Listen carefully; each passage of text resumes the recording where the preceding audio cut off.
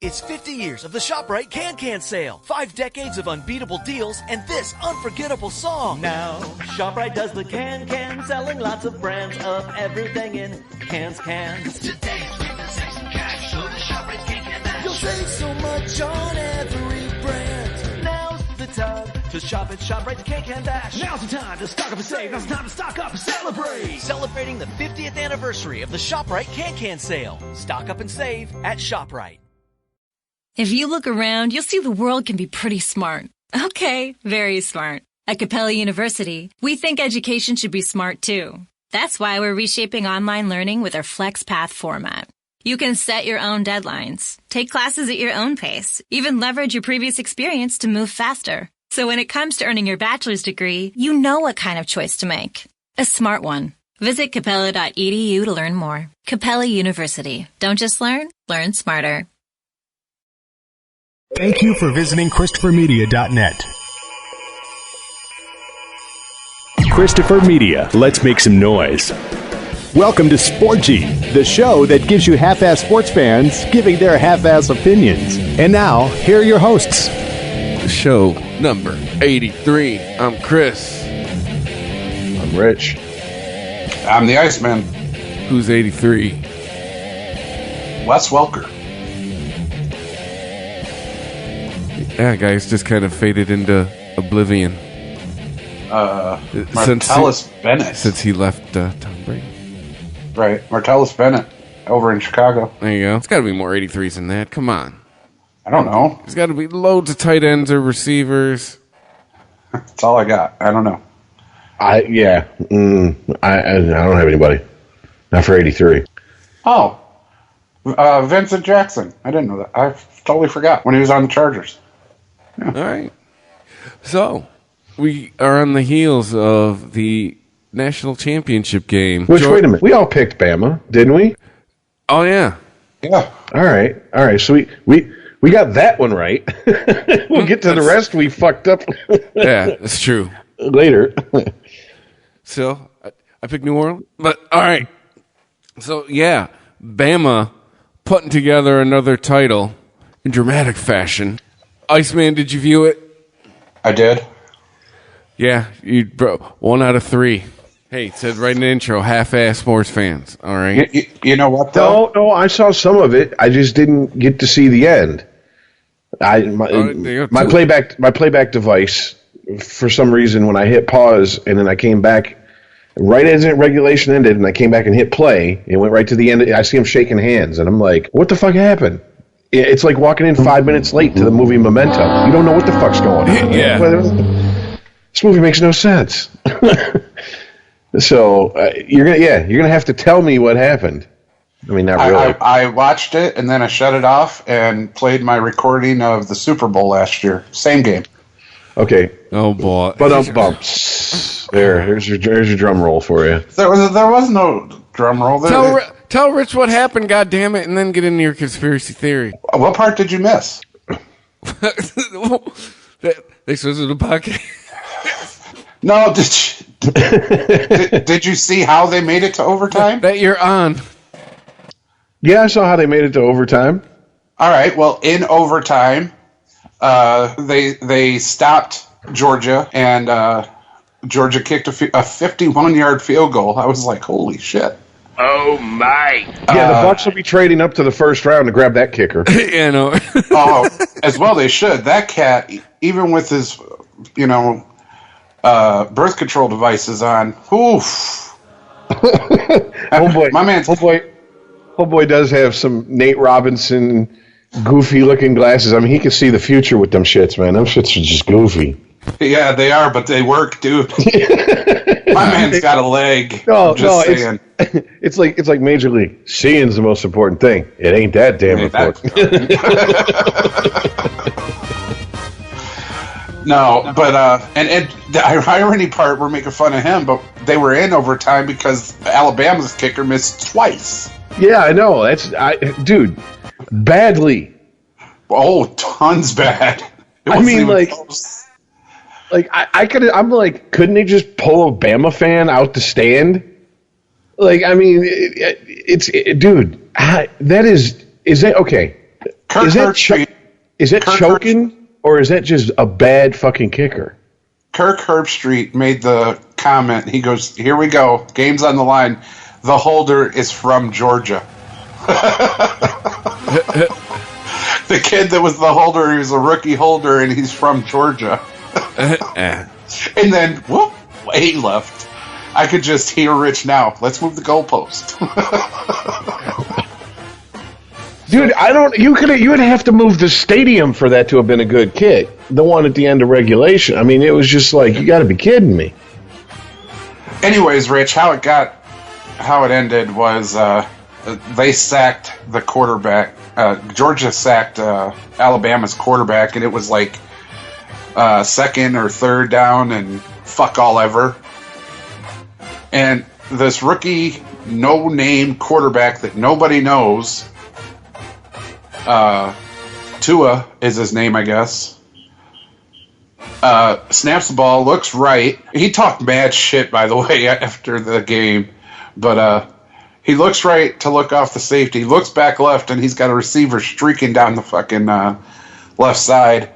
And he throws a 41-yard touchdown pass. Okay. First of all, the fuck, Georgia? Seriously? Really, Bulldogs? Really? You had him. And he let him off the hook. That's the effort you put forward? I mean... It wasn't the Bulldogs' fault. It was their coaches. Nick Saban was smarter than what's his nuts, Smarty or Marty or whatever his fucking name is. Well, he used to coach under Saban. I mean, Right. So I guess some of that's to be expected. But you guys, they played one of the best playoff games. I mean, it's not saying much. It's only been a few years they've had college football playoffs to get to the national championship game. Took the favorites and elite. What was it, 20-7 at one point? Uh-huh. I mean, it was 2010. It was 2010. Okay, and I didn't come in until late in the third. So, excuse me, early in the fourth. Sorry. And I'm just like, you got to be fucking kidding me, man. I mean, if I'm on that team, I'm like, how the fuck do we let this slip between our fingers? And if it is the coaches, it's Hillary-esque of them. No, it was the coach's fault. If it is, I mean, I don't know, man. If I'm one of them players, the coaches prepared to stop the run. The coaches prepared to stop Jalen Hurts, and it worked to a T for the first half. And then Nick Saban, I guess people are going to call him a mastermind, the risky proposition, whatever, was like, okay, bastard, here, watch this. Puts in a redshirt freshman quarterback. Hold my beer. Right. Puts in a redshirt freshman quarterback to replace Jalen Hurts. And all of a sudden, Georgia had no answer for this kid who can throw a mile. This cat can ball, man. Yeah, about it. That's about it. Yeah, when Tua came in, dude, that whole thing changed. They were like, but that's not fair. We were here to stop the run. Well, good job. You stopped the rushing. Sorry. See you next year. Sorry. Yeah. Try again. So is Nick Saban, is he the greatest coach in college football history yet? Yep. Is this the one that made him?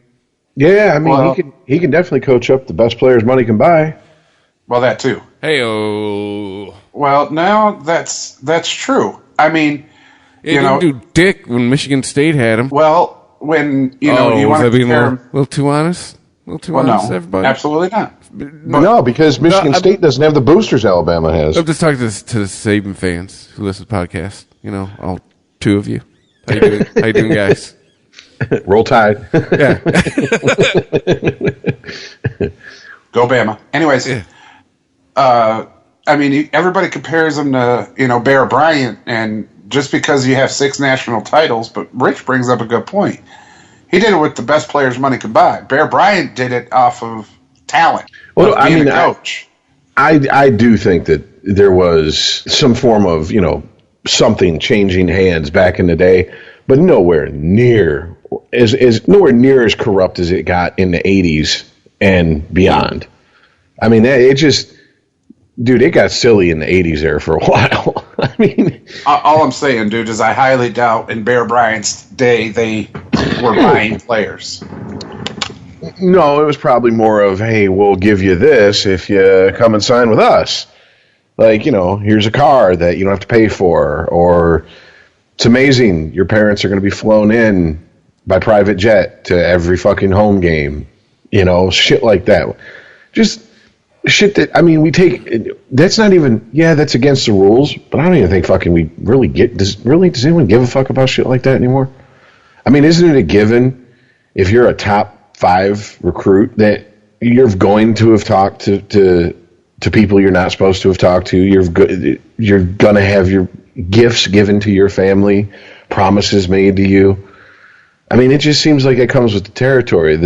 The big money exchanging hands from boosters to players, though. Yeah, I think that wasn't going on anywhere near where it goes on these days, especially in the amount of money. Jesus Christ, they were talking about 50, 60 grand to players' families in the 80s. So what is it now?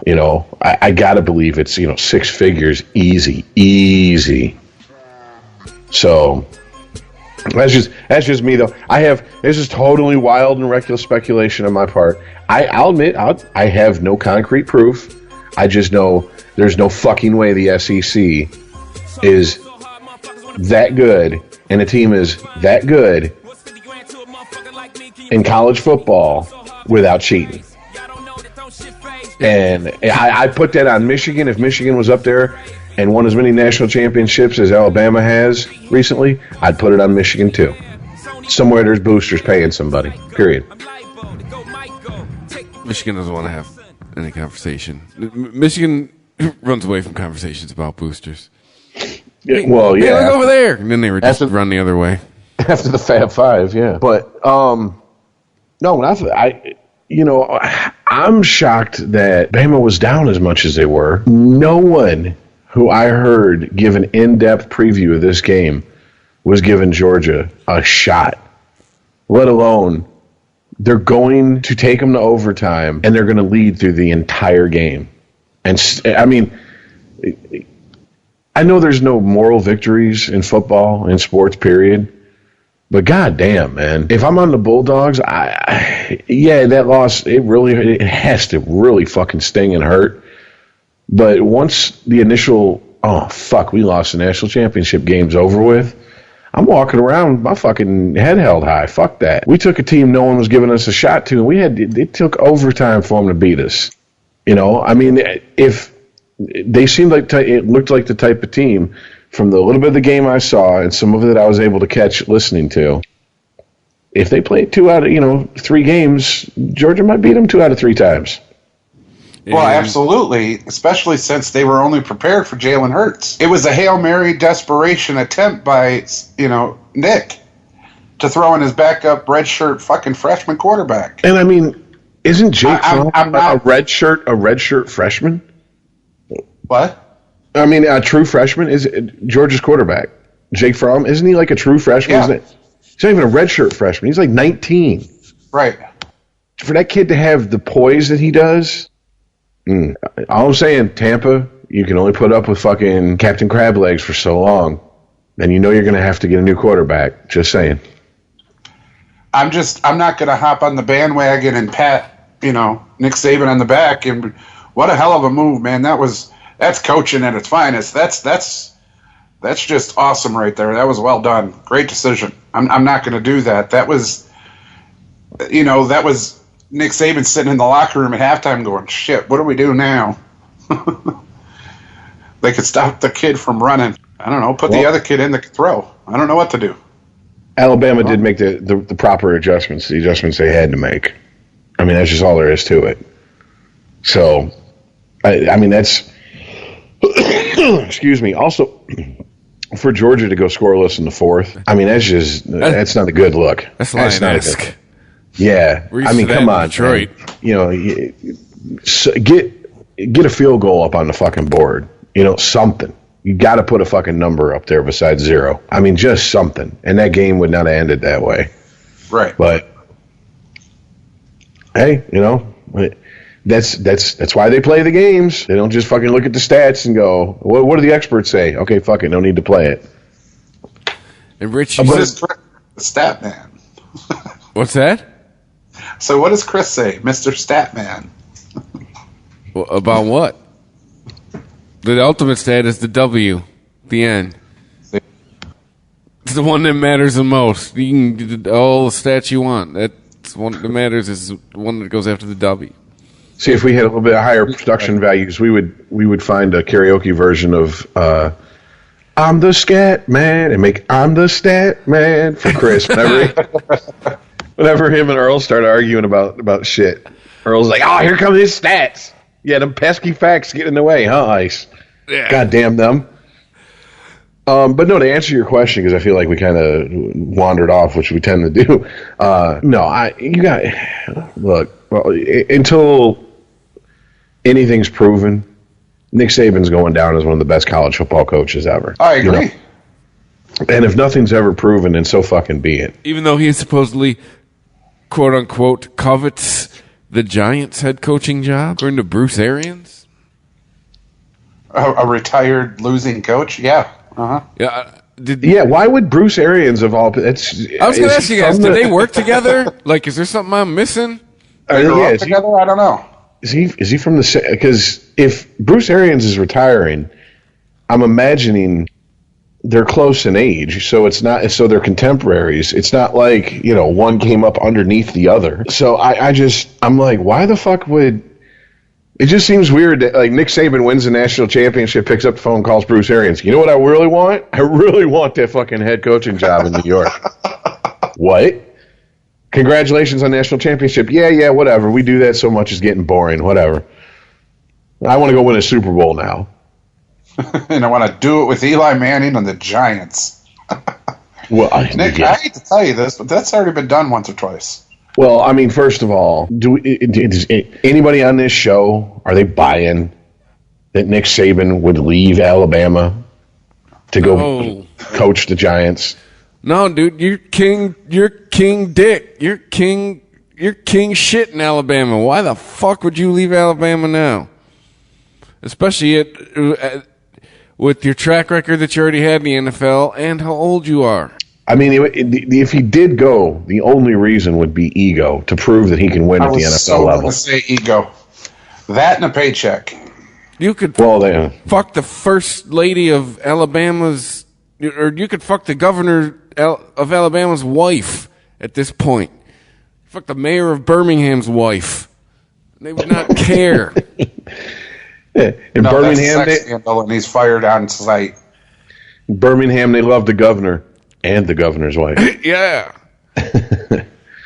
I mean, dude, he's, up here, it's Bo Schembechler.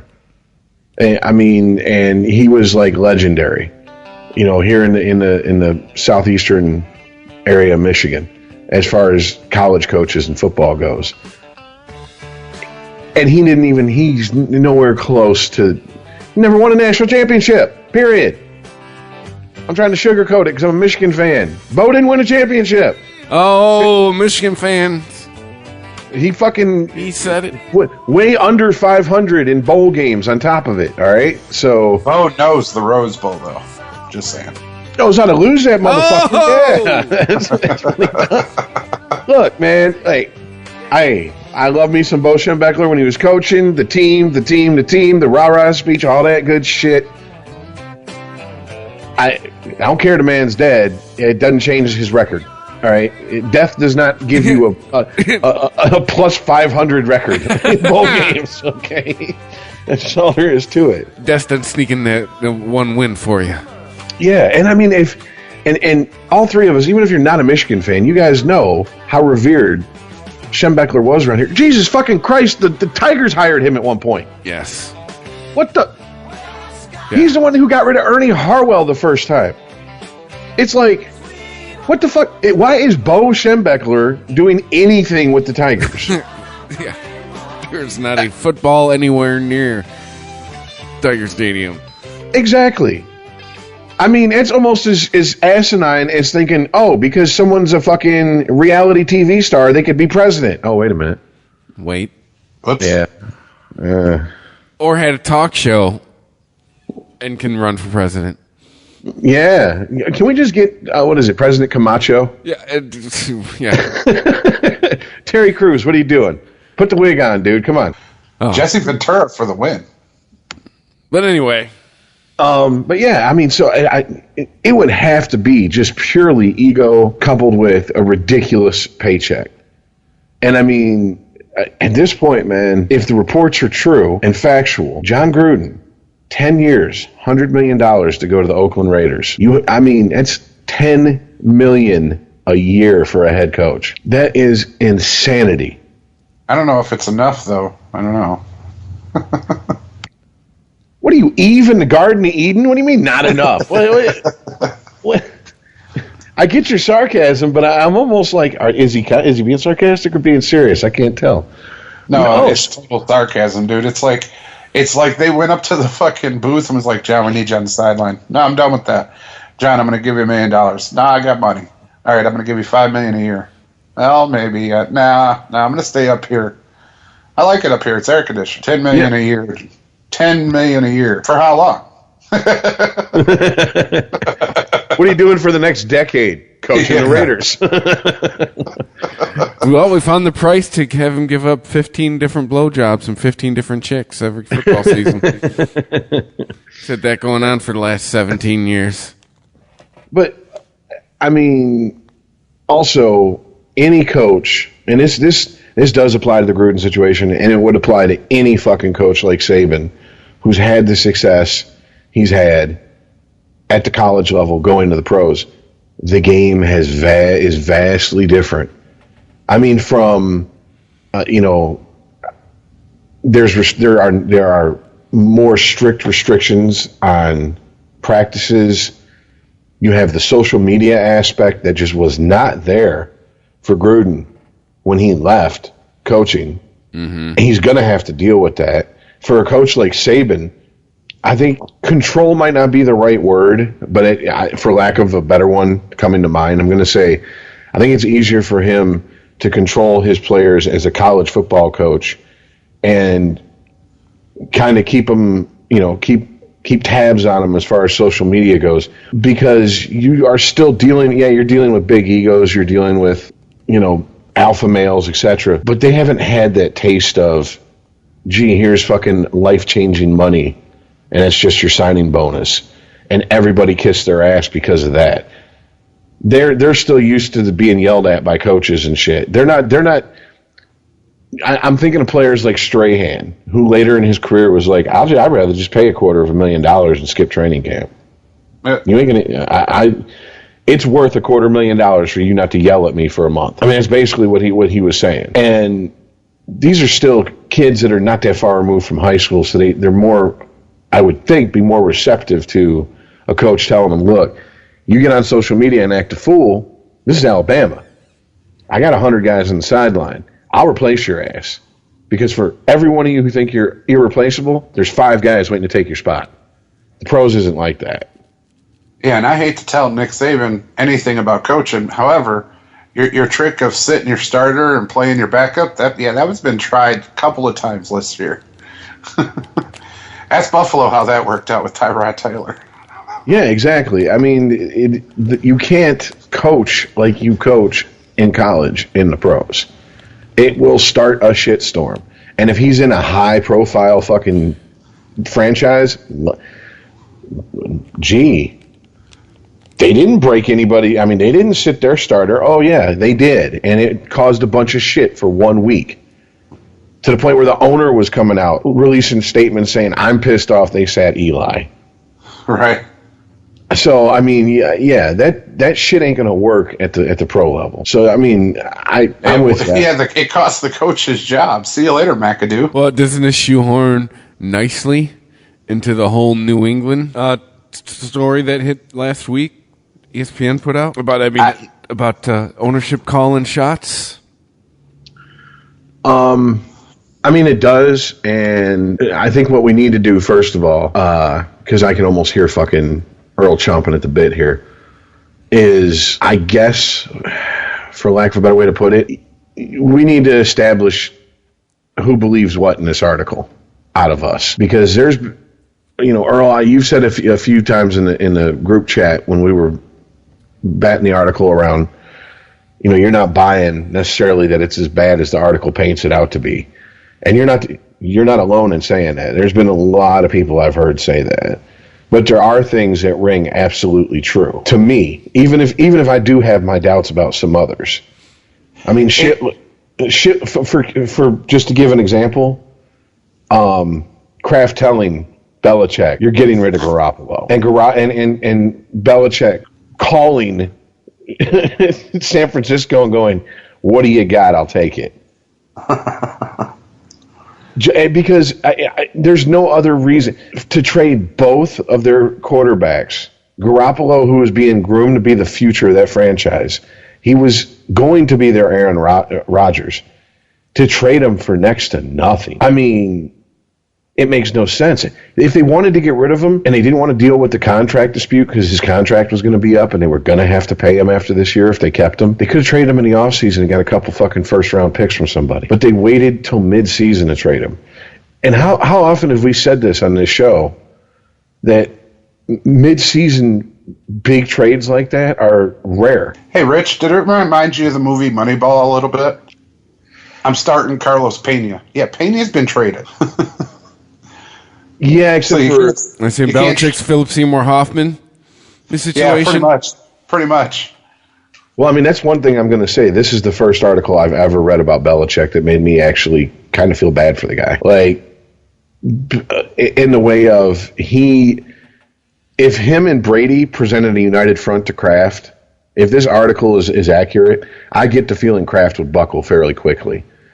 And if Belichick and Kraft presented a united front to Tom Brady, at least up until this season, according to this article, I believe Brady would have, I don't know if buckle would be the right word, but he would acquiesce. But Brady and Kraft coming up against him, he knew there was no way he was going to win. For whatever reason, I mean, Kraft is all about Tom Brady.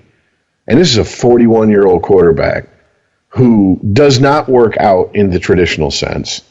Has this he's got a blood boy. Really? This is a wonderful time for my fucking browser to lock up. Christ. Who has this trainer, body coach / business partner, Alex Guerrero, who's almost got like a cult-like thing going on with this TB12. And, I mean, to the point where players, like wide receivers and shit, if they want to work out with Brady, they have to go and get what Guerrero tells them they have to get. And, I've heard people go, well, why the fuck would they put up with that? Well, if you're a wide receiver and you're on the Patriots, don't you want to be in Brady's good graces? I mean, seems to me you want to have as good of chemistry with your quarterback as possible. And this article made Brady come off as rather petty. And weird. Yeah, I almost got a Tom Cruise vibe. If that makes any sense. Like, yeah. You know what I'm saying? That's yeah. Like very Tom Cruise-ish as far as he's got his own way of thinking about things and he's not open to any other way. Is it the name? What? Is it the name Tom? Is it something about the name Tom? Makes you turn weird. Maybe. I don't know. But anyways, go ahead, because I really want to hear what your doubts or thoughts are as far as the validity of the article goes. Me or Chris? You motherfucker! You were the one wanting to stick the finger in the side of Jesus in the fucking private chat. Come on. No, I just don't think it's that deep. I don't think it's that big. I think Belichick's done. I mean, all signs point to Belichick being done. And we talked about how, John Gruden came into Tampa and won a Super Bowl with, somebody else's team. And it just seems like, Belichick ain't going to do that. He is cleaning house. Everything that he worked for is gone. Everything. Offensive coordinator, gone. Defense coordinator, gone. Backup quarterbacks, gone. I mean, I agree with you. He like I said in the chat. To be factual, they're not gone yet because they're not out of the playoffs yet. But I highly doubt they're going to be there next year. Right. They're OC and DC. And like I said in chat, it just seems like he's definitely erasing the chalkboard on his way out.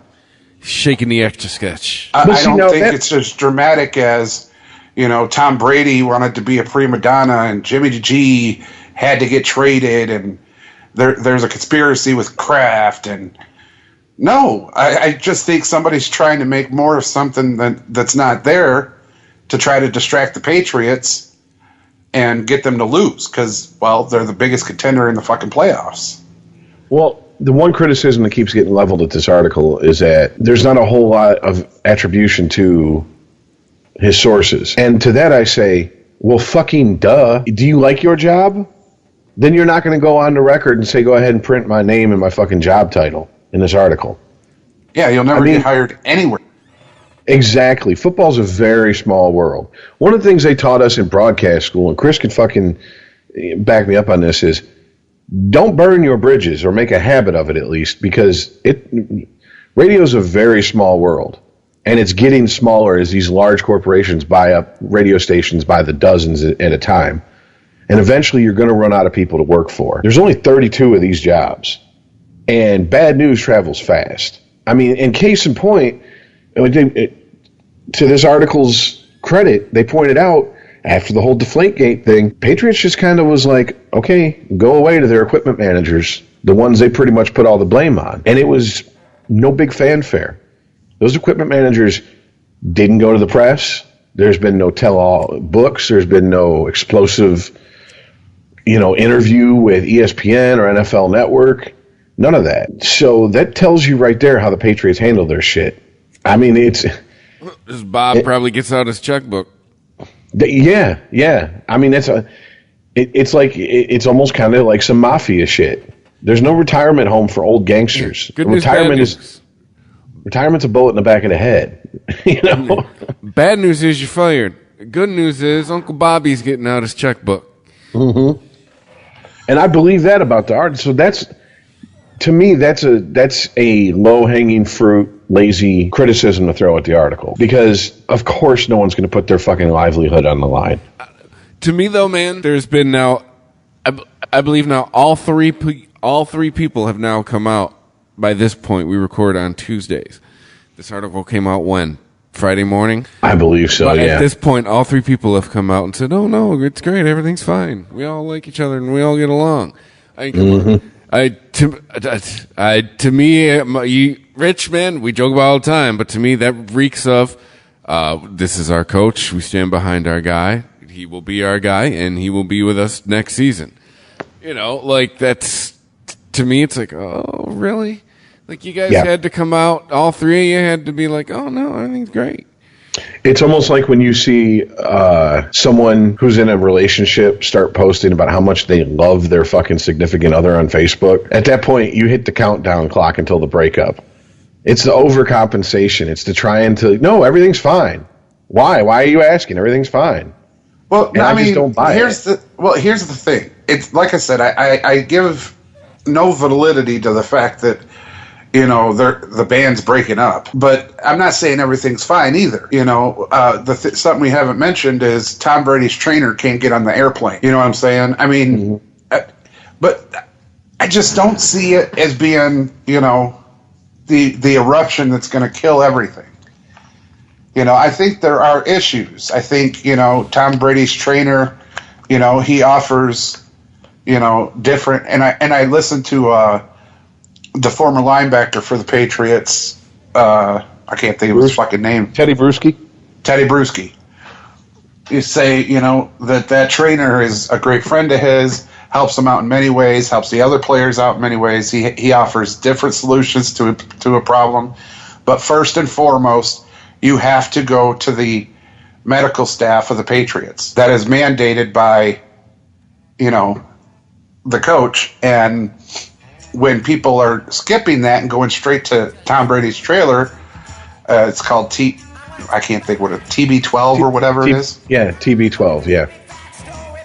That pisses off, Is that the nickname of his cock? Right. Belichick, and is like, no, you're coming to our trainers. You're coming to our medical staff. We need to try and do our thing first and at least know what the fuck's going on. So, I mean, stuff like that, I'm sure is going on. I'm sure everything is not hunky fucking dory. but I don't think it's as big a blow up as it's going to be, as it's trying to be portrayed. Here's where I disagree with you, and here's why I disagree with you. Last year around this time, we were talking about how long can Belichick keep going once Brady retires. And it was around this time that last year that Brady said he wanted to play till he was 45. And we were all like, oh, maybe he will, maybe he won't, whatever. But we all pretty much agreed that, and Belichick had said, I'm not planning on retiring when Brady retires, and I have set up an exchange of power for this franchise to where they're going to continue to be successful if they listen to me. And one of the things that this franchise has always done is when they get rid of a player a year or two before the fall off really happens.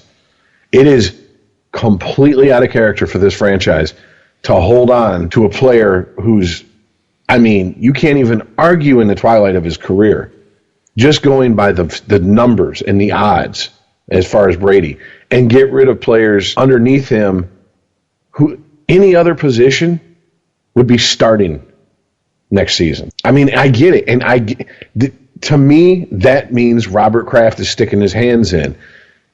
And if he's sticking his hands in, I think going back to what you said, Belichick's like, okay, so you're not going to let me do what we talked about, what I've said I wanted to do, what I've went to the press and said I wanted to do? Fine. Then I'm going to blow this motherfucker up on the way out the door, and I'm going to wipe the fucking chalkboard clean. And then you'll see how good you and your fucking quarterback do. Have fun with the Detroit Lions of the East Coast. To me, that is a major shakeup. Because Belichick has said, and Belichick doesn't say shit if he's got a mouthful most of the time, but he has said there is a plan in place to hand over the coaching reins to the next coach, and he will not leave that franchise in shambles. And here we go. Robert Kraft, it starts saying, nope, we're going to go with Brady. He's our guy. Garoppolo's got to go. Who was the other fucking quarterback, the backup quarterback they traded? Jacoby Brissett. Hundley? Oh, yeah. Hundley was very bad. And the dude they brought in, I cannot remember who they brought in to back him up. That's Brady's buddy. He doesn't want to start. They hang out and he goes over and eats fucking Giselle's cooking and shit. And it's like, really? Because if you look historically, any other aging quarterback with the quarterback in the wings, Favre, Rodgers, Montana, Young. You can just go down the list. It's always been at a certain point. Brady.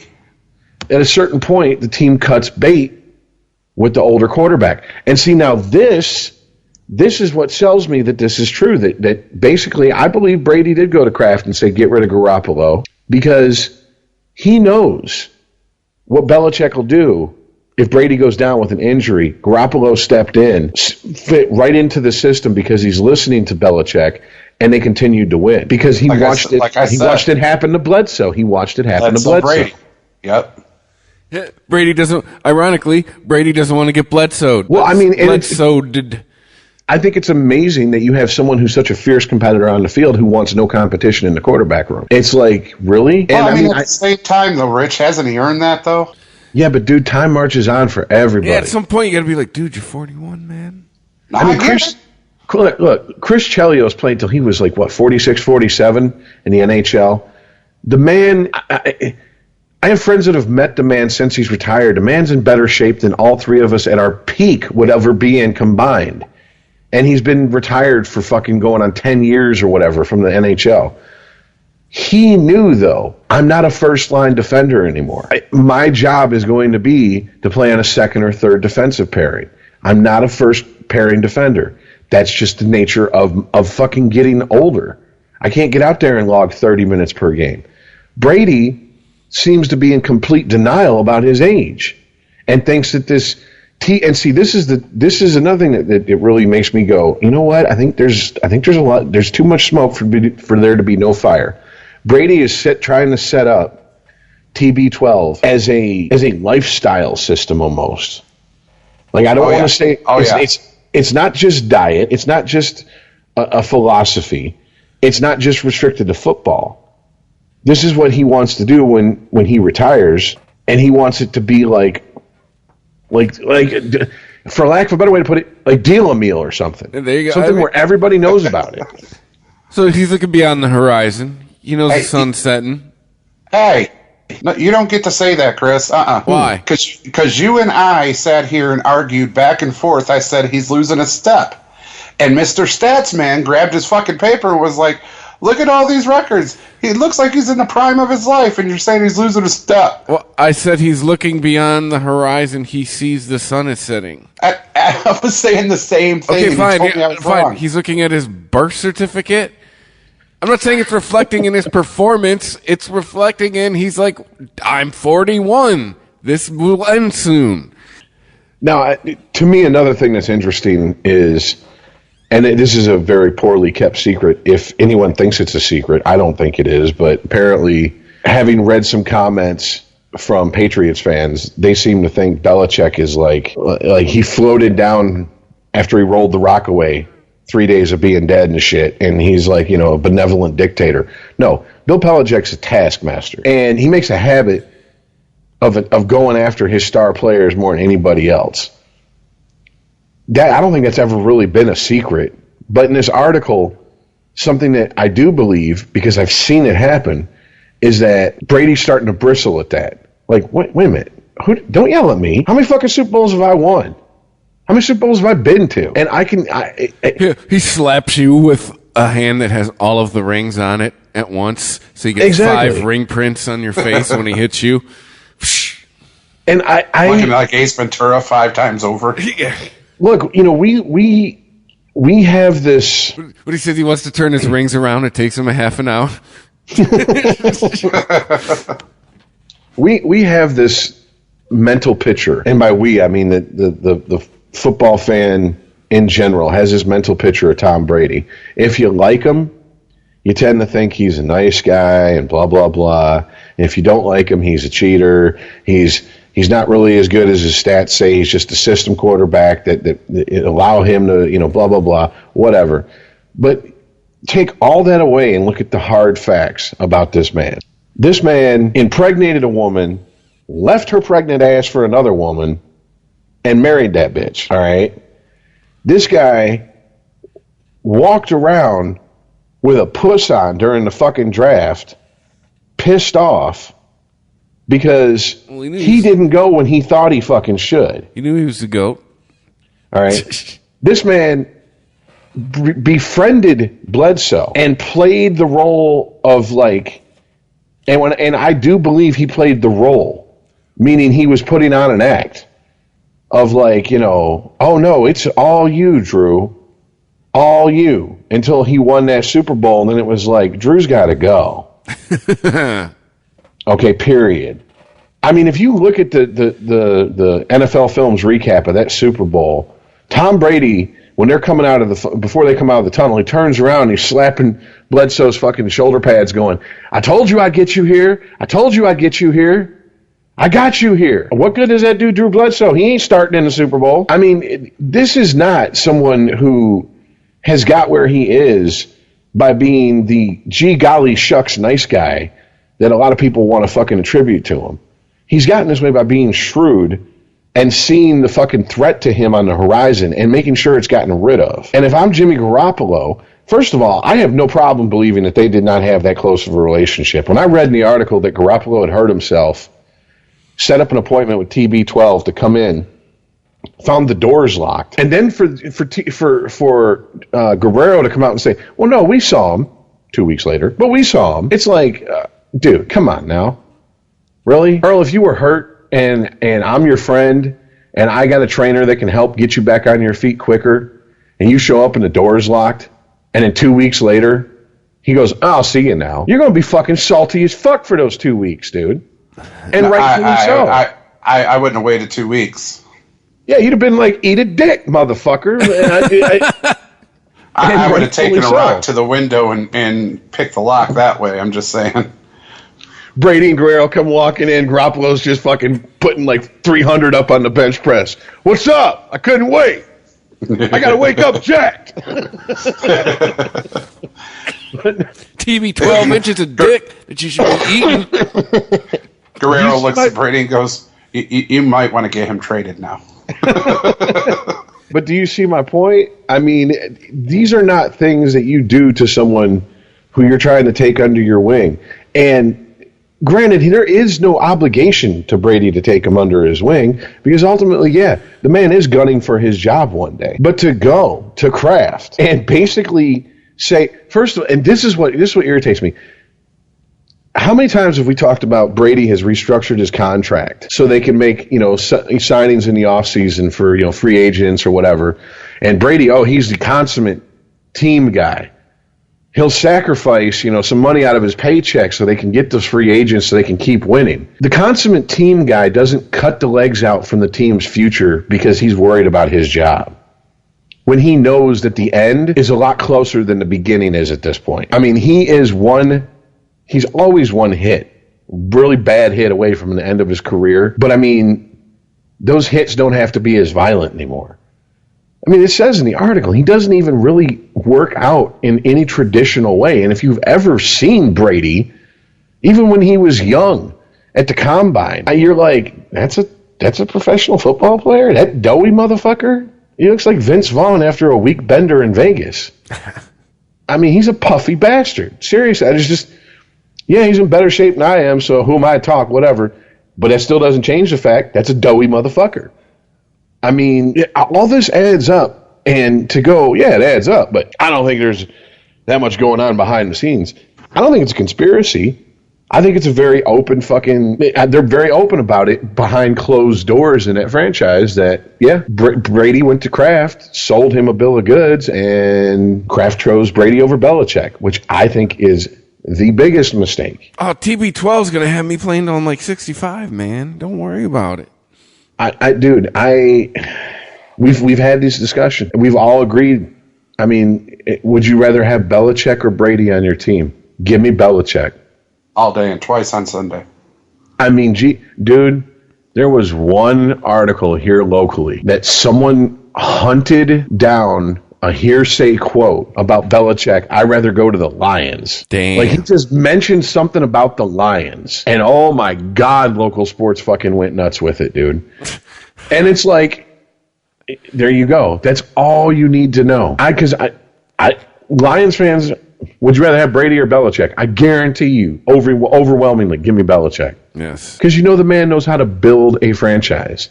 Remember, he's not just the head coach. He is head of football operations, the GM, all that shit. He does all of that. That's what I'm saying. That trade that with Garoppolo was not done behind his back. He made that trade. And who's the coach in San Francisco? Lynch? No, that's just the general manager. That's the general manager. Sean McVay? No, that's New Orleans. Oh. No, Sean Payton's in New Orleans. No, McVay is, he's the Rams. Yeah. Anyways, the coach in San Francisco, and, I think in the article it did mention Lynch also. Yeah, I know, right? I think it did mention Lynch as far as the trade. Like, he has a relationship with him. Kyle Shanahan. Thank you. Kyle Shanahan, Mike Shanahan's kid. Yeah, he has a relationship with him. Kyle Shanahan, before he was head coach of the 49ers, used to talk to Belichick about football, pick his brain about it. So, I mean, he called someone that he knew and was like, since I'm giving him away for a song, I'd rather give him to somebody I like. I mean, dude, it's just...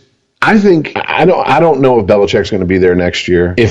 Part of me wants to see him there, because if this article is even 50% factual and accurate, it's going to be a shit show in New England at some point. It's just going to be a fucking reality TV show. So the Real Housewives of New England or some shit, and it's going to be fucking entertaining as a motherfucker to watch. It'll be their turn for Hard Knocks. Yeah. Oh yeah. Well, I mean. Talk about shit shows, coaches, people bitching. Iceman, you talk about the NBA. Well, hold on. Because you were going to say something, bro. Every dynasty ends. Look at Chicago Bulls. Biggest NBA dynasty, I think, ever in history of NBA. Ever. I mean, you could say the Lakers and the Celtics and whatnot, but Michael, is anybody besides Mike won 6 in a decade? No. At any time Michael Jordan was on the Bulls in the 90s. Championship, right? Except for the year 1990, you knew they were going to win, period. Right. And it wasn't a matter of when. It was just how many games is it going to take? Right. And, I mean, when that blew up, it wasn't, let's trade Pippen or else, or let's do this or else, or it stopped. Everybody had to go their separate ways. Michael Jordan wanted ownership. Scottie Pippen went to the Trailblazers. Phil Jackson went to L.A. And to this day, Chicago's still a shit show.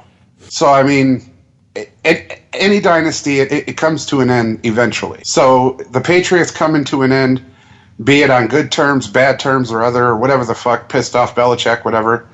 Doesn't matter. It's going to end one day or another, because we've all pointed out many times over, Belichick's old, Brady's old, and Kraft's like, what the fuckins? What am I going to do now? Let's hold on to it as long as I can. So he tried to back up Brady. Well, good on him. If that's how that shit went down, I like it. You dance with who brought you, and Brady brought him. We give everybody else shit about Bledsoe and other shit, but at the end of the day, Brady brought you.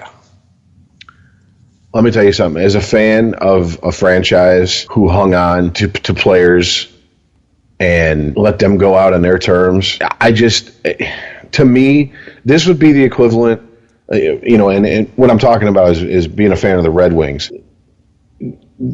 Belichick, it'd be the equivalent of if Yzerman, Lindstrom, and all them guys retired, but Scotty Bowman was still here, and he was willing to set up the franchise for success after he left. And Mike Ilitch, owner of the Red Wings, said, "No, fuck you. We're getting, I'm not going to do that." It makes no sense. Why wouldn't you let Belichick set the table for you? And for a guy who's going to give you, let's stop with the bullshit fantasy. Well, if he doesn't get hurt, and if there's too many ifs in that fucking sentence, he's a 41-year-old man who plays one of the most violent sports in the fucking world. The odds of him playing the worst spot. The odds of him making it to 45 and still being an NFL quarterback starting are slim. Why would you put all your eggs in that basket at the cost of your franchise? To me, this gives me hope, because it means that, hey, Chris, you say it all the time. Just because you're rich doesn't mean you're intelligent. There's a lot of dumb rich people out there. Robert Kraft, pretty dumb in this case in my book. I mean, flat out in the article, flat out. It's, Belichick saw Garoppolo as the final piece of his legacy to walk away in a few years with the Patriots secure a quarterback. I mean, right there, that's it. And on top of it, Belichick's kids, his sons, are coaching football, and he wanted to basically, sounds like he was thinking that they were going to come up through the organization, maybe not be head coaches of the Patriots, but make their bones in the Patriots organization and have careers themselves. And now that's been thrown, out the window. And I mean, you can't say, well, that's bullshit for Belichick to think that. Really? Look at Monty Kiffin and Lane Kiffin. Lane Kiffin got jobs based on what his daddy did. All right, period. I mean, that's all there is to it. So it's not unusual for this to happen in football. Jesus Christ. Didn't we have one of Don Shula's kids here in Detroit for a while as an offensive coordinator? Yeah, I remember that. Yeah, I mean, that's how football is. That's how the coaching trees works in this game. I just, if I'm a New England fan, you're a New England fan, you're listening to this, enjoy it, because you're going to be sitting around like us Red Wings fans do and go, remember them days 20 years ago? Yep. I mean, at this point, I just hope I see one more cup win before I die for the Red Wings. But I'm pretty much have steeled myself to the fact that I'll probably drop dead and won't ever see another one. That's just all there is to it. That's being selfish. I mean, you got one last shot here. That's this year. And I mean, something that we didn't even bring up is the fact that Brady is starting to show cracks in ways that we've never seen him show. I said that. Shit fit on the sideline with the head coach. The fact that he's grumbling about Belichick didn't make him Patriot of the Week once in a regular season, that he's embraced this power of positive thinking mentality, and Belichick is very much more of a cynical pragmatist, and so they're now just like ideologically at odds with each other. I mean, it's not going to, it's going to be ugly. Hopefully, if it's going to be ugly, it's going to be interesting to watch, though. Yeah. Interesting. Yeah, I can't see. I mean, if everybody shook hands and walked away, Rich, it's still that they would say, well, this is what broke up the Patriots dynasty. Time, man. Time. Absolutely. Time broke it up. Yeah, absolutely. Everybody ages out. I guess it's amazing to me that people who have came together and put something great together, how many times it ends in just one big clusterfuck because of ego and pride. And I mean, it is one of the greatest football dynasties in NFL history ever.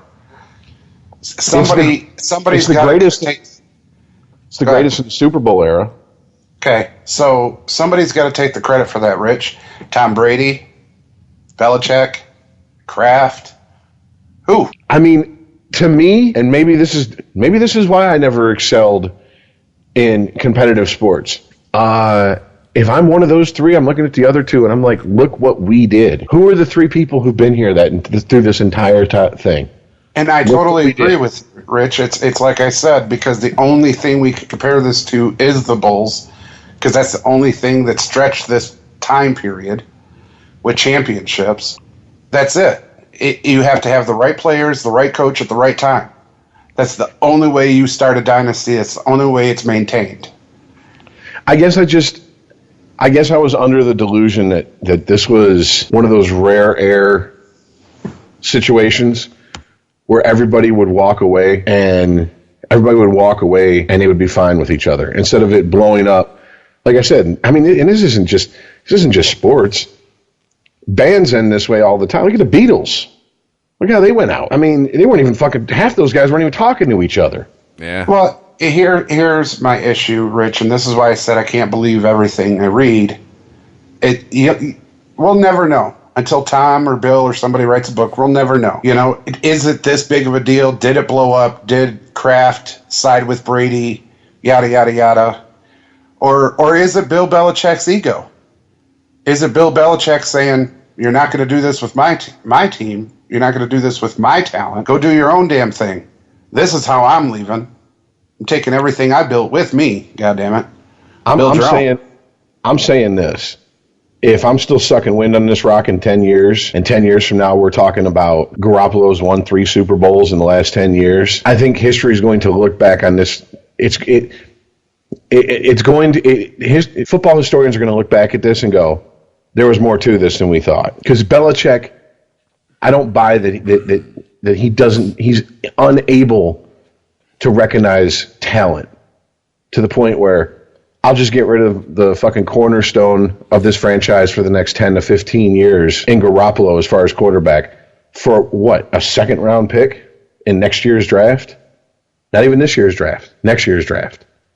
I don't see it. I just don't. That's my thing. But we won't know until we're 10 years out. I mean, if Garoppolo goes out there and the rest of the season he played this year was a fluke, and he stinks up the fucking joint, and he never wins shit, Kraft's going to look like a fucking genius. Hey, he beat 3 playoff teams. He beat the Titans. He beat the Jaguars. He beat the Rams. Without their starters. Hey, W's a W. Bottom line. Okay, stats. Yeah. Pesky stats. All I'm going to say is, if I'm John Lynch, I'm pretty happy with my quarterback and what I paid for him, because he's been. Here comes the buck. Have they sent that bag of? Have they sent that bag of footballs yet to Boston? Well, no, that's what I'm saying. He didn't have to do anything. That man studied under the greatest quarterback of the last 20 years, one of the greatest ever, and the greatest football coach in professional football ever. That's where he learned his craft at. And he comes to me after what, 4 years, I think? What is it, 3 or 4 years of this? Three. Yeah. He drafted in 2014. Boom. Thank you. I didn't have to. John Lynch is sitting there like, I'm dipped in shit. I'm the luckiest man here. I'm buying lottery tickets and green apples because I know I'm fucking living the charmed life right now. He didn't. I don't even have to train this motherfucker. That's what I'm saying. I'm not putting it in. Lynch was just like, you know what it was? John Lynch walked into a bar wanting to have 2 beers, and a fucking drop-dead gorgeous dime piece walked up to him, tapped him on the shoulder, and said, I left the house tonight, and I wanted to suck a guy's dick so good his fucking shoes come out through his urethra. You're it. And John Lynch went, okay, where's the bathroom stall? Yeah. I was just going to buy a couple beers and go home. Sexually disappoint my wife and go to bed. That's what I was going to do, but shit, all right. So, no, please don't take it as I'm saying he's some sort of genius football mind. He is very much the beneficiary of right place, right time. Yes. But, I mean, any final just, thoughts on it? No, that is my final thought. And here's the thing, man. Whether it's blown up because of everything that's reported, whether the waters are calm, this ends. It has to. Time says it will end. And I'm with you, Rich. It sucks if this is true. If all of this is true, it sucks because they've had a hell of a run. Yeah, and I mean, I ego thought they were, and pride, and this was all my doing. It just, what though? Hang on one sec. Here's the thing. It's not just the end of his career with Belichick. He's over 60. He's coming to the end of the road, period.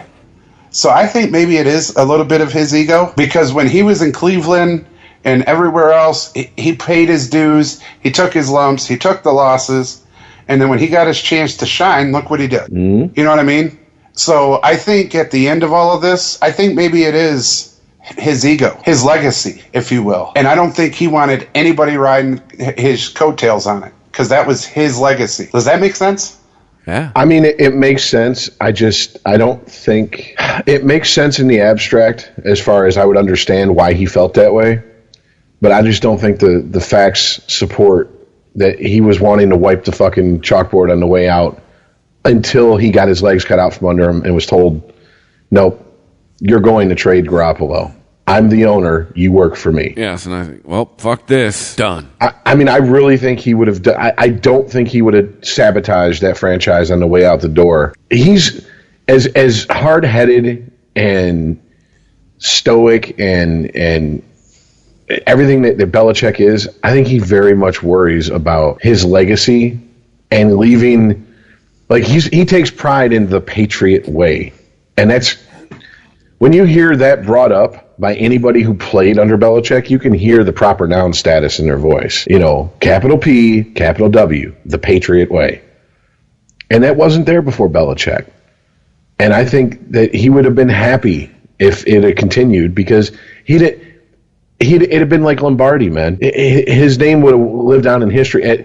We've joked about it. At some point, it's going to be the Bill Belichick trophy when you play for in the Super Bowl, And I think this kind of this taints it a little bit. Now, his ego his ego plays a role. If he was a good soldier, he'd have done what he was fucking told, and he'd have still went on as best he could to set him up for success. But he's obviously not. He wasn't made to play the son. It wasn't his role. He's not built that way. So he's like, okay, Garoppolo, you're gone. All my coaches, you can talk to whoever the fuck you want to talk to. We don't give a shit. I don't give a shit. Enjoy your time. Have fun, Kraft, with your 50-year-old fucking quarterback. Yeah. Just emptying out a can of gasoline. His way out. All right. Be at the Super Bowl this year with a match in his pocket. All right. See you, dicks. All right. Well, Iceman, you had brought up ego with Belichick. Yep. And, right now, if you bring up the word ego, there's a couple of people that come to mind. One's in the White House. But another one is a guy that'll sell you $500 shoes and whose sons are going to Menendez him one day. Oh, dear God. And that is your boy, our boy, this podcast's boy, LeVar Ball. Daddy Ball. Yeah. Dude, seriously? I don't think it's his boys. I seriously think Lonzo is going to fucking Menendez him. He has got to leave that guy alone. Seriously. The quiet one who's not saying anything? That's the one, dude. It's always the quiet ones that you got to watch out for. Because LaMelo and LiAngelo, they're over in Lithuania, already started today in a game, and they're having the time of their life. Fuck college, fuck everything, fuck the United States, all this good shit we're playing. That's all there is to it. Don't need no education. They're playing Pink Floyd. Fucking Lonzo's over here trying to make a fucking name for himself and trying to get established in the NBA, and fucking his dad just mouth going a mile a minute. Yeah, he recently came out and said that these players don't play for Luke Walton, that Luke Walton has lost this team. Are you in the locker room, motherfucker? It's the first thing I thought of when I read that headline. Like, oh, and he said this is based on just his eye, his all-knowing, all-telling, his professional sports eye. Yes, because you're a basketball coach. Professionally. What team do you coach in the NBA? This is a guy that pulled his team off the floor and forfeited, remember? This guy. Yes. Well, it's, weren't you saying some coaches are coming out against giving him a platform? Well, no, absolutely not. There's 3 coaches that I could think of: the Mavericks coach and Van Gundy, Rick Carlisle and Van Gundy, former Pistons coach, and the current Pistons coach, and Steve Kerr all came out against ESPN. They have absolutely no problem with LeVar Ball saying whatever he wants to say.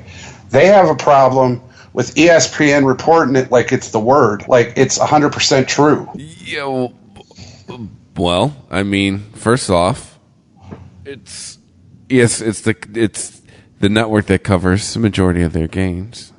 So I think ESPN's going to give a shit what they think. Quite honestly, they're going to keep, but because they already shown earlier this year, you threaten the commerce, we will shut you up. Well, yeah, I understand that. You will go to sleep, or I will put you to sleep. At the same time, though, with all the bad press that ESPN's getting lately, Jemele Hill and all this shit, the last thing you want is your NBA coaches coming out and going, all right, fuck this blowhard loudmouth motherfucker. Y'all have slipped. ESPN, I mean, they're basically telling ESPN what we talk about on this podcast every week. ESPN, you're not the same people.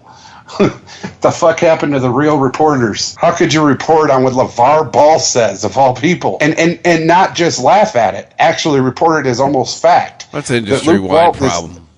Lost his fucking, team, and they're not playing for him. It's a problem with journalism in general, not just ESPN. It's we're always picking on him, but I mean, ESPN is just it's just a symptom to a far wider issue in media as a whole. And I don't know. See, LeVar Ball is not paying his bills. He's not paying the people making his shoes. Yeah, what's that shit about? How do you not pay your bill? Charge $500 each pair of shoes. Yeah, and you know that he's got like a team of fucking people in China making 2 cents a day making them shits. Yeah. Really? You can't look. Mr. Big Baller can't look in his couch cushions and find enough money to pay for his fucking factory in China. Really? Come on. Stop living up to stereotypes, LeVar. Just saying. Another brother being laying his bills. All my bills in my mama's name. Yeah. Hood Rich song. Well, I mean, we touched on it pre-show, and we've kind of flirted with it a little bit here and there over the year, and whatever that he's been in the national consciousness as far as sports fans go. You almost got to fucking go, you know what, dude? All right, do your thing. It's like you took a marketing class and you ran with it. I mean, we managed to talk about him every podcast, or when basketball season's going on. Well, that's what I'm saying, though. It's fine. He can say what he wants. But for ESPN to take it and run with it and report it as fact, that's what, we've talked about that too on this podcast. How firing their old, guard and bringing in these new reporters, and how far ESPN's fallen, and we don't watch SportsCenter anymore because of, how bad it is. I just thought it was funny that the NBA coaches did the exact same thing publicly. Yeah, and here's the problem. ESPN knows that he's going put him on a show. He's going to bring ratings. That's all they care about. And the NBA, you're a head coach in the NBA, you got a lot more to worry about than fucking ratings. No, Rich, it's not that though. Yeah, put him on. Put him on ESPN. Show the interview where LeVar's saying this shit. But don't report it as fact. As a credible source says, Luke Walton has lost the team and LA Lakers aren't playing for Luke Walton. No, LeVar Ball is not a credible source. You don't report that shit as fact, bro. Yeah, but dude, there's a lot of people who take Breitbart and Huffington Post as a credible source. There's a lot of people that take... Yeah, but they're not the national leader in sports, Holmes. Dude, have you not been paying attention to the fucking the bullshit going on in this world as far as basically what did someone say? Do I agree with it? Then it's a credible source. That's how much vetting goes into shit anymore. It used to be like you needed, if you got a report on something, you needed a couple sources to confirm it. Now it just seems like, and this isn't just limited to sports. This is anything in a news cycle. Someone said this. That's good enough for me. Let's report it as fact. I mean, when facts and truth has become subjective, when people can throw around words like I live my own truth. What the fuck is your own truth? Yeah, I know, right? That ain't reality. The world's flat. That's how you choose to see things. No, yeah, officer, exactly. It's okay. I'm living my own truth. I'm an independent spirit. You can't arrest me. Yeah. Why are you pulling your gun? I mean, I really do agree with an interview that Frank Zappa, of all people, gave in the late 80s, saying, we got rid of civics class and replaced it with social studies. Really? Social studies used to be reading the newspaper when I was a kid. People have no idea how shit works in this country. You have 2 generations of people proving him right now. I mean, if you went into court with the fucking, well, Daddy Ball said so what the fuck does that mean to this court? But he said it. He could tell you he started the Chicago fucking fire. Don't make it fucking so. We don't give a shit what he's got to say. I mean, I'm with you. Don't get me wrong. It's just ESPN doesn't care about facts. They care about fucking ratings, especially now. I mean, I think we've seen ESPN isn't exactly as baller as they like to fucking lead on. They're the rapper in Cribs who rents the house in the fucking Lamborghini for the show specifically. They're like, oh yeah, we're doing fine. Meanwhile, they cut over a couple thousand jobs last year total. You're not doing fine if you're cutting 2,000 jobs. That's not fine for a network that, I mean, I wouldn't even have thought there was 2,000 people who specifically worked for ESPN. Not contract employees, like specifically for ESPN. But apparently there were being the operative word there. And yeah, dude, to me, ESPN has become the tabloid of sports news. Oh, absolutely. Like I said, I agree. And I find it funny that that the NBA coaches agree. God damn. You got Thomas the Tank coming out your ass? That shit sounded like it was... I had to turn around and look. I was like, God damn, when did we put some tracks around my back door? I know, right? Holy shit. It was right there, man. God damn. How do you sleep through that? The good news is you could have a barking ass dog and your neighbors are used to the noise already. They're like, not better than that train. Good God.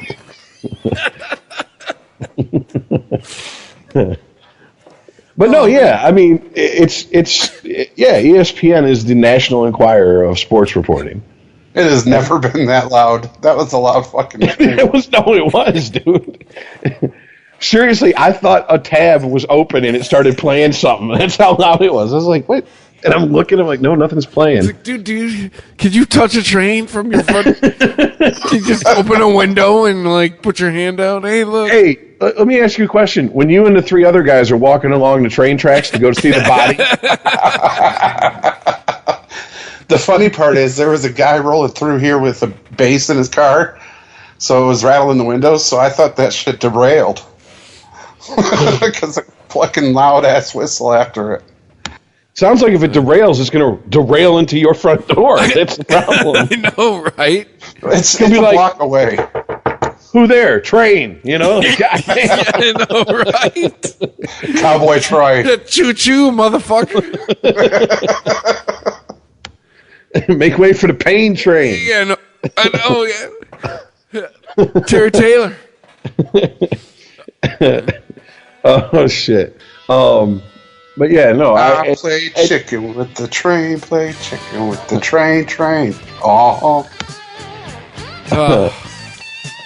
But seriously, if we, and we all seem to pretty much agree that ESPN is the National Enquirer anymore. Where the fuck if you're a sports guy, where do you go for your sports news? Do you do it? I mean, Chris, you said you just use the app because it just gives you like. Well, I have realized in almost 2 years of doing this podcast, we shit on ESPN every week, and we only use it's like our only news source. I've added CBS Sports, Fox Sports, and SI to my my sports news aggregation system.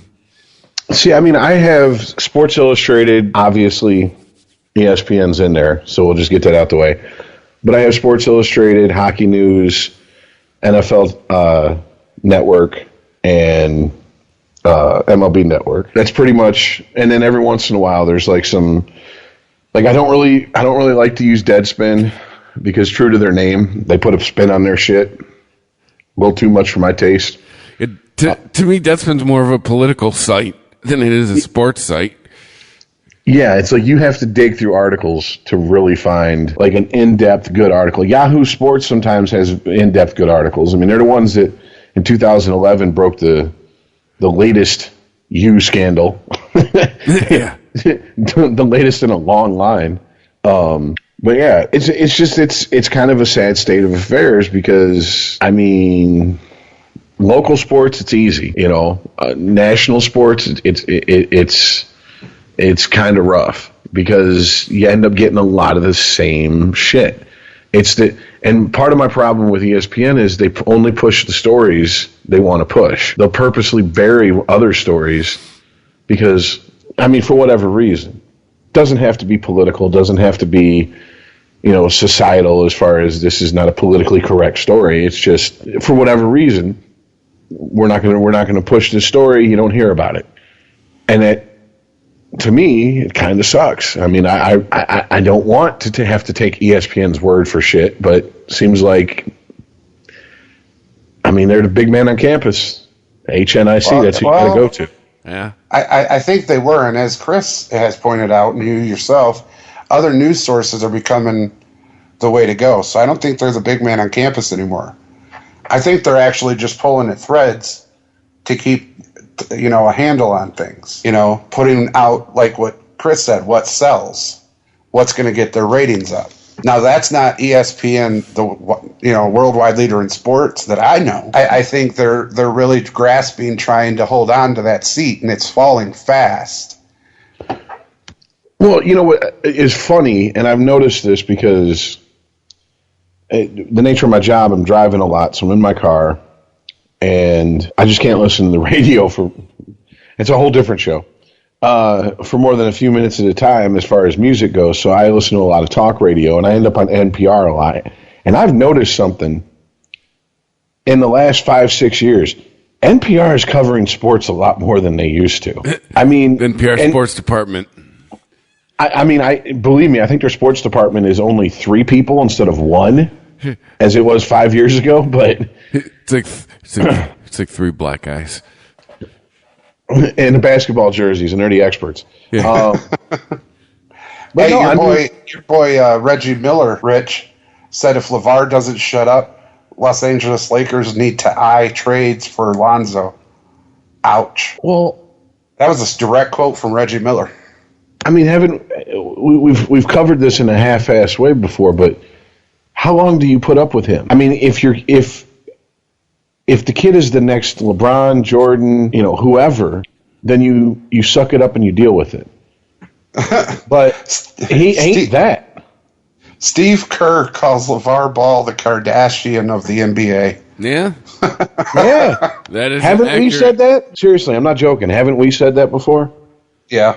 That exact quote. I mean, he took it. He literally looked at, okay, how did this bitch get famous? I don't want to fuck Ray J, so I better act a fool in front of a camera. And that's what he's done. And he's made a fucking career of it. Well, hope they got Ray J's number on speed dial. I mean, here's my question: how long can it keep going before teams are like, we're not dealing with this? Yeah, you come with a circus. You call your dad. And that is why I would think a team would get fucking tired of him. Because you got to imagine, isn't Magic Johnson running the Lakers now? Like, isn't he like president of basketball operations? Yeah, correct. You really think Magic Johnson is going to suffer daddy ball for an average player? He won't even suffer AIDS. He's not going to suffer daddy ball. He told AIDS to get the fuck out of his face. So the HIV virus, which he had attained, he told it peace.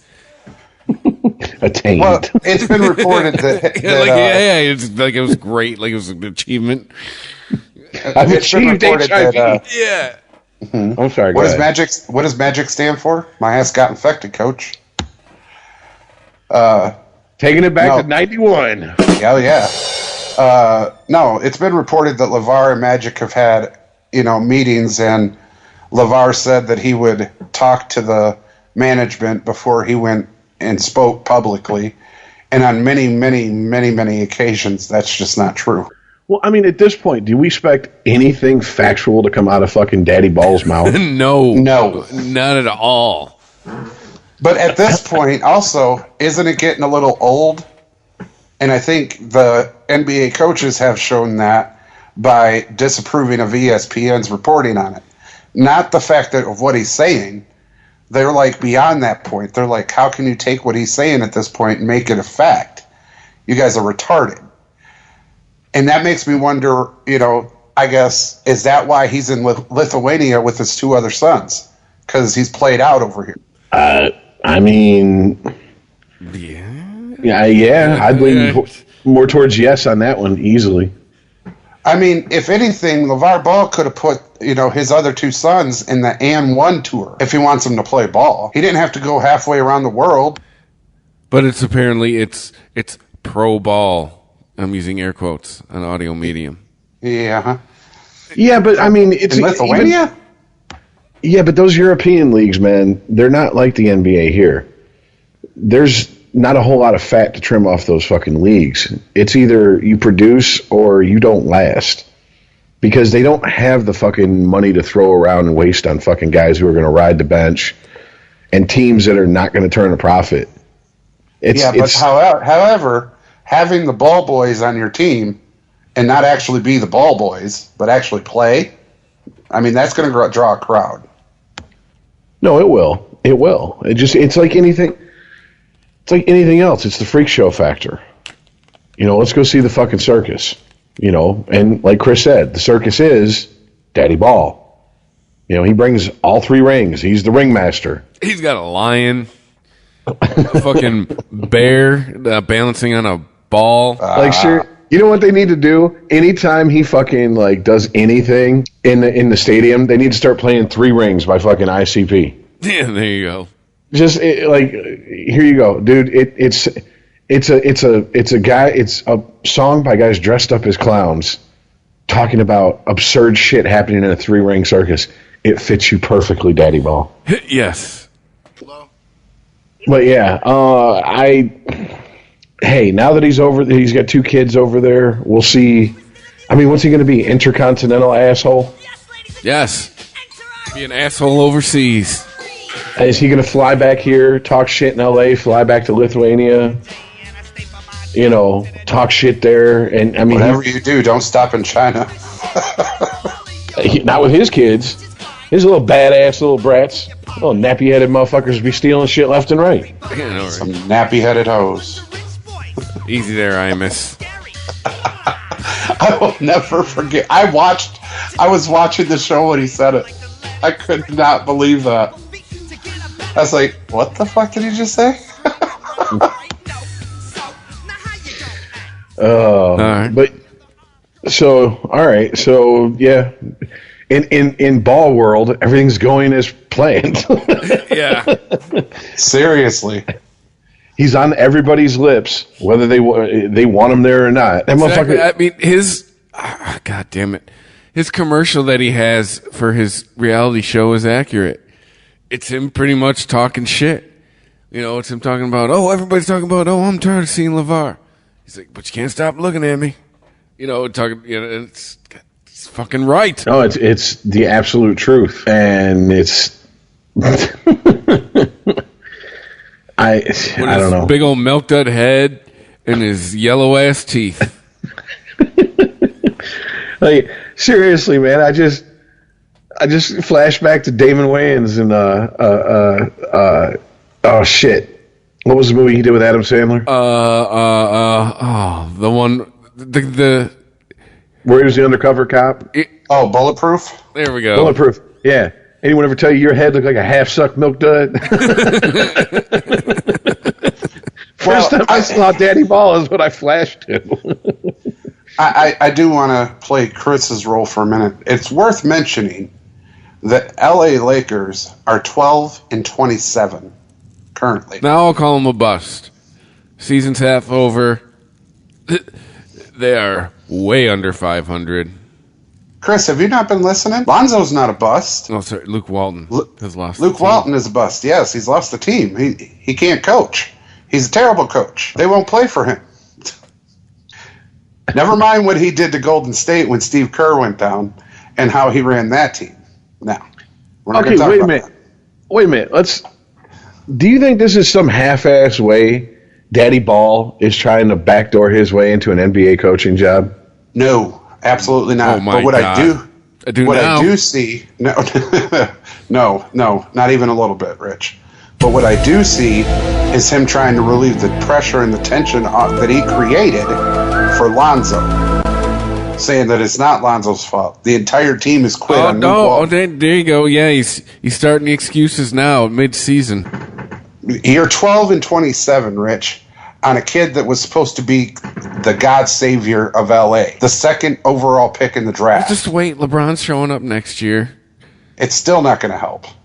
LeBron needs at least two other guys to be good. Who does he think that the fucking Lakers are going to get in there? That's going to be more tolerant of his bullshit and have a fucking stranglehold on that team. Whether that team wants to play for him or not, he's going to make them play for him. Anybody who comes in with that much fucking swagger and that much of a fucking iron will ain't going to put up with his shit. Okay. Apologize to our listeners. Broken record warning. Right coach, right players at the right time. It's the right time. It's the right coach. Hey, not even close to the right players. But I mean, let's just play fantasy land for a second. You imagine if someone like Pat Riley in his prime came in to coach? Oh, God, no. Oh, God, Daddy Ball would be banned from the fucking facility. premises. Yeah. Daddy Ball would be ball gagged sitting in the back of the janitor's closet tied to the fucking chair, dude. Not with Riley, dude. He didn't fuck around. Bring out him. Yeah, I know, right?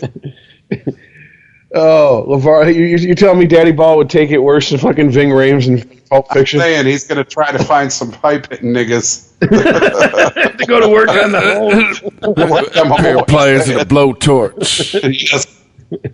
We're going to get medieval on that ass. Oh, Christ. But Seriously. Yeah, that's what I'm saying. Like I mean, even like, I'm trying to think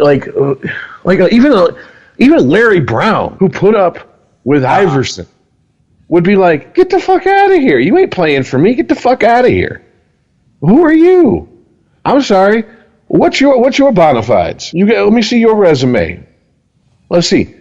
Would have played in the NBA if had talent. Yeah, that doesn't cut it here. Get the fuck out of here. I mean, that's just all there is to it. Big head, big mouth, yeah. marginally talented son. You porked a crippled woman at least 3 times and shot out 3 kids that you couldn't figure out a different name for. Named them all in succession. Low blow, Iceman. Low blow. Well, if we're talking about his resume, there it is. That's his achievements.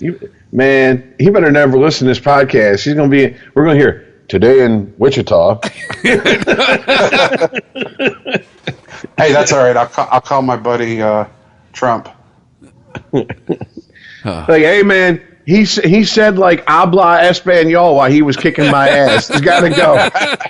I think he said Allah Akbar too. He's got to go, man. Something about he loved Mexico and jihad.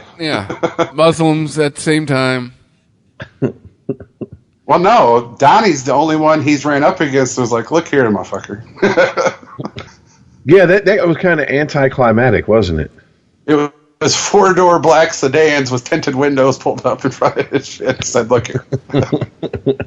Yeah, that didn't go as far in his just far into absurdity as I thought it could have. I was kind of disappointed, but I guess I honestly, truly, all bullshit aside, I'm gonna stop it for a minute. All bullshit aside, I honestly think that's how that shit went down. Because every other person, the LA Lakers, the Lithuania, China, the whole thing, LeVar Ball, all over the fucking news. Donnie Trump, one fucking peep from LeVar Ball. Who the fuck is Magic Johnson going to get to show up to shut Daddy Ball up? What, his son's gay friends? What, they're going to pull up in the gay paddy wagon? Just his son sitting on top going, woo! They're going to eye roll him to death. We're here to give you a makeover, baby. I mean, what the... There's really nothing Lakers can do. You know, the funny part is, I think we already mentioned it. Magic Johnson's like, I'm going to get on his phone with some pipe hitting niggas. That's Magic Johnson now. He owns movie theaters, all right? He's a long way from the streets of wherever. Okay? I mean, I'm just... They are in Inglewood. Well, no, not anymore. Well, yeah. I don't know. I am glad. He knows some bad boys. I'm just saying. No, he Too does. soon? I'm just saying. I went a reference. Couple of hard pipe hitting niggas to go to work. That's a direct quote from Magic himself. Yeah. Magic, how do you feel about LeVar Ball? Yeah. But no, man, there's just I can't imagine any. How do I put this? Maybe 1 or 2 teams would be willing to if his son lays a fucking egg in LA and they part ways with him. I mean, maybe 1 or 2 teams that are just in perpetual basement dwellers because it will put asses in the seats out of pure morbid curiosity would put up with the shit. But I can't imagine he's going to get he's going to a contender. Let me tell you this. If LeBron does come to LA, LeBron ain't putting up with Daddy Ball. Let me ask you this. Why in the actual fuck would LeBron James, as much as I hate that motherfucker, why would he go to LA? Anybody? To help rebuild the franchise, to help put him back on the map, to play where Kobe played. Play where Magic played, where Shaq played. Just give you like 5 right off the top of our head. No, all of it falls. Because this is a man who's king of the court, best all time. He wants to be considered the GOAT. And you want to go to play Ghost of Basketball Pass? It helped make LA a destination again for star players. The fuck does he care about making LA a destination? Because he's LeBron. Dude, if you just met LeBron, he loves him some LeBron. This builds his legacy more. Exactly. No. LeBron James. Way. There are people who have said, who've had to work with him, play with him, work around him. That man is very concerned with his legacy. And when you get a person who thinks like that, they get delusions of grandeur. They start thinking, I'm going to go fucking do this, and I'm going to do something no one else can do. Shaq was Superman in L.A.? No, I'm Superman. But here's the thing. He ain't. He's not Shaq. He's not Kobe. He damn sure ain't Magic. He ain't even close to Kareem. He's motherfucking LeBron. That's what he'll tell you. And 100% believe that. Now, he's not going to measure up to any of those guys. So if a man's so concerned about his legacy, which I truly believe he is, 100%, why would he even come close to tarnishing that by trying to go measure up in L.A., where he's going to fall yards and yards and yards short of? He's going to bring him back, baby. Yeah, no. Him and Lonzo are going to resurrect the ghosts of forums past. No. Ain't happening. Just like Magic was. And Pat Riley's going to be 30 years younger, and his hair's going to be all black. Back into a ponytail. What? Yeah. No. Jack Nicholson's going to be in the stands again. Not going to happen. All right. Well, moving on, because Jesus Christ. Honestly, just one last thought. I think it's about once a month at least we have an hour to the Ball family.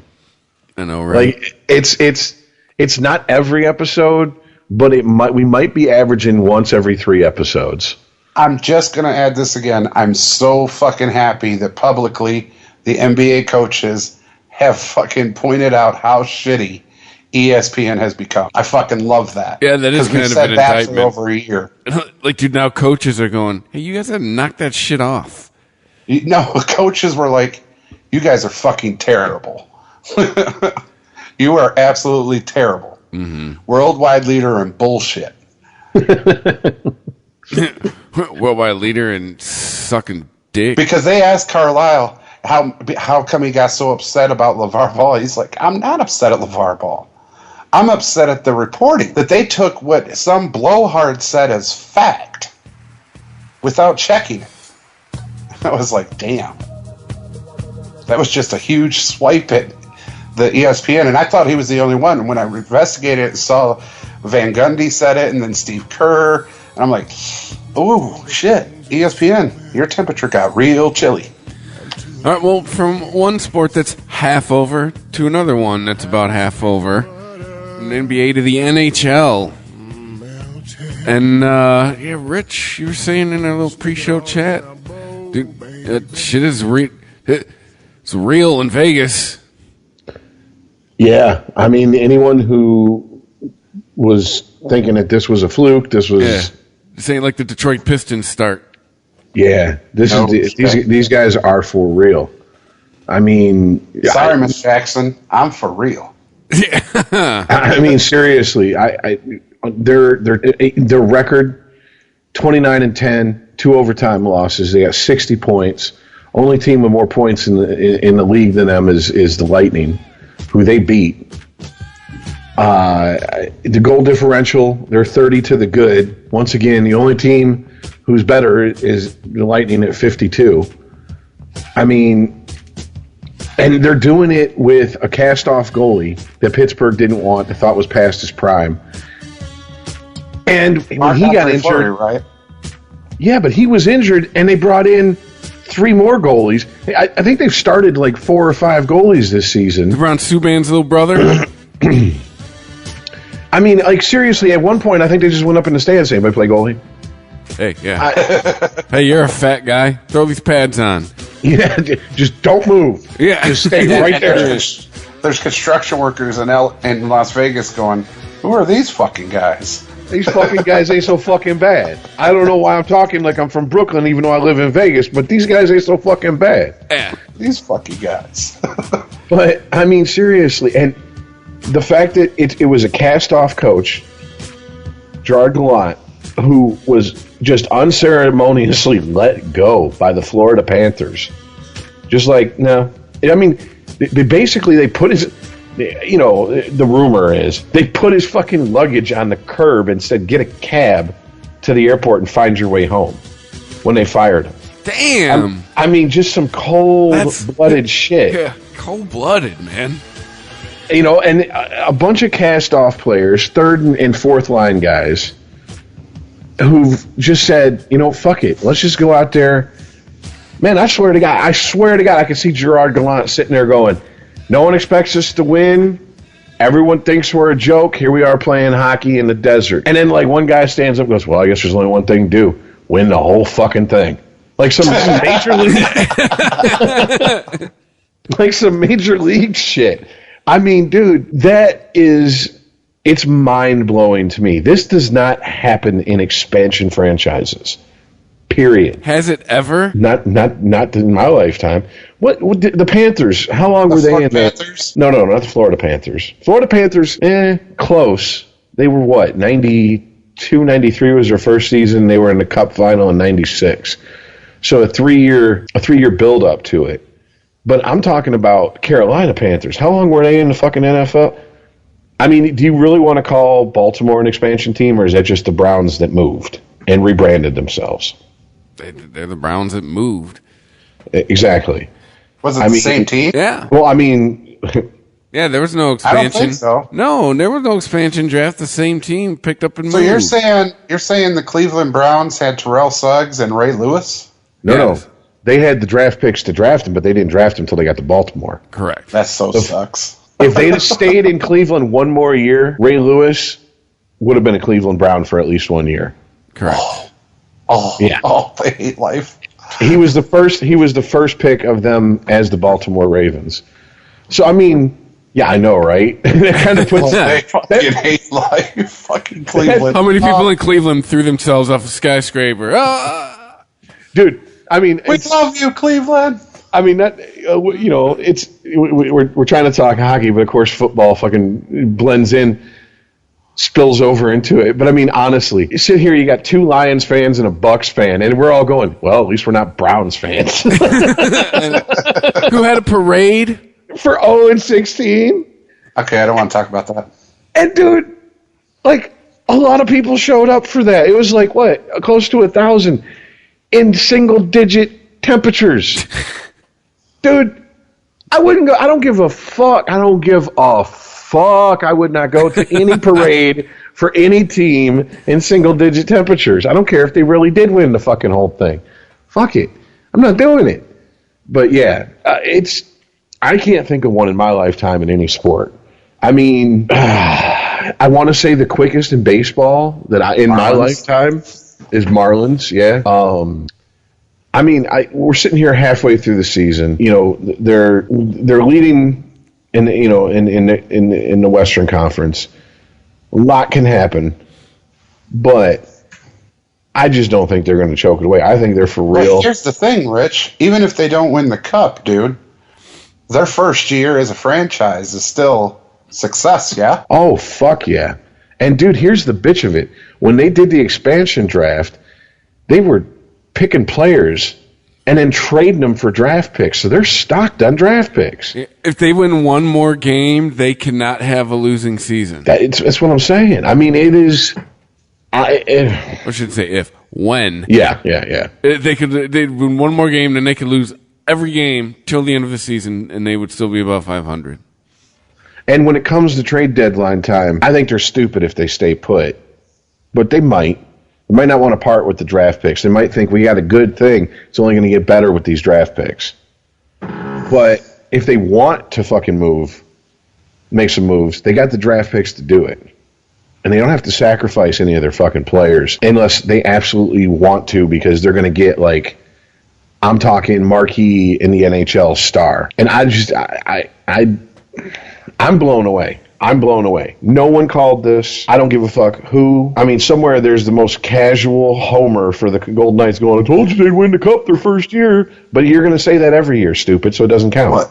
Here's the question, Rich. How is their fan base? I'm sure. Dude, from the games I've seen, there's more people in the fucking stands than a lot of other NHL teams. Sure, pretty energized with having the second best team in the league first season. I mean, my sister lives in Vegas, but her husband who died, he was an LA Kings fan. She really wasn't into hockey until they hooked up and started dating. So I mean, I don't really see her talk about the Golden Knights all that much, but I got to imagine that as Vegas is not really as, how do I put this?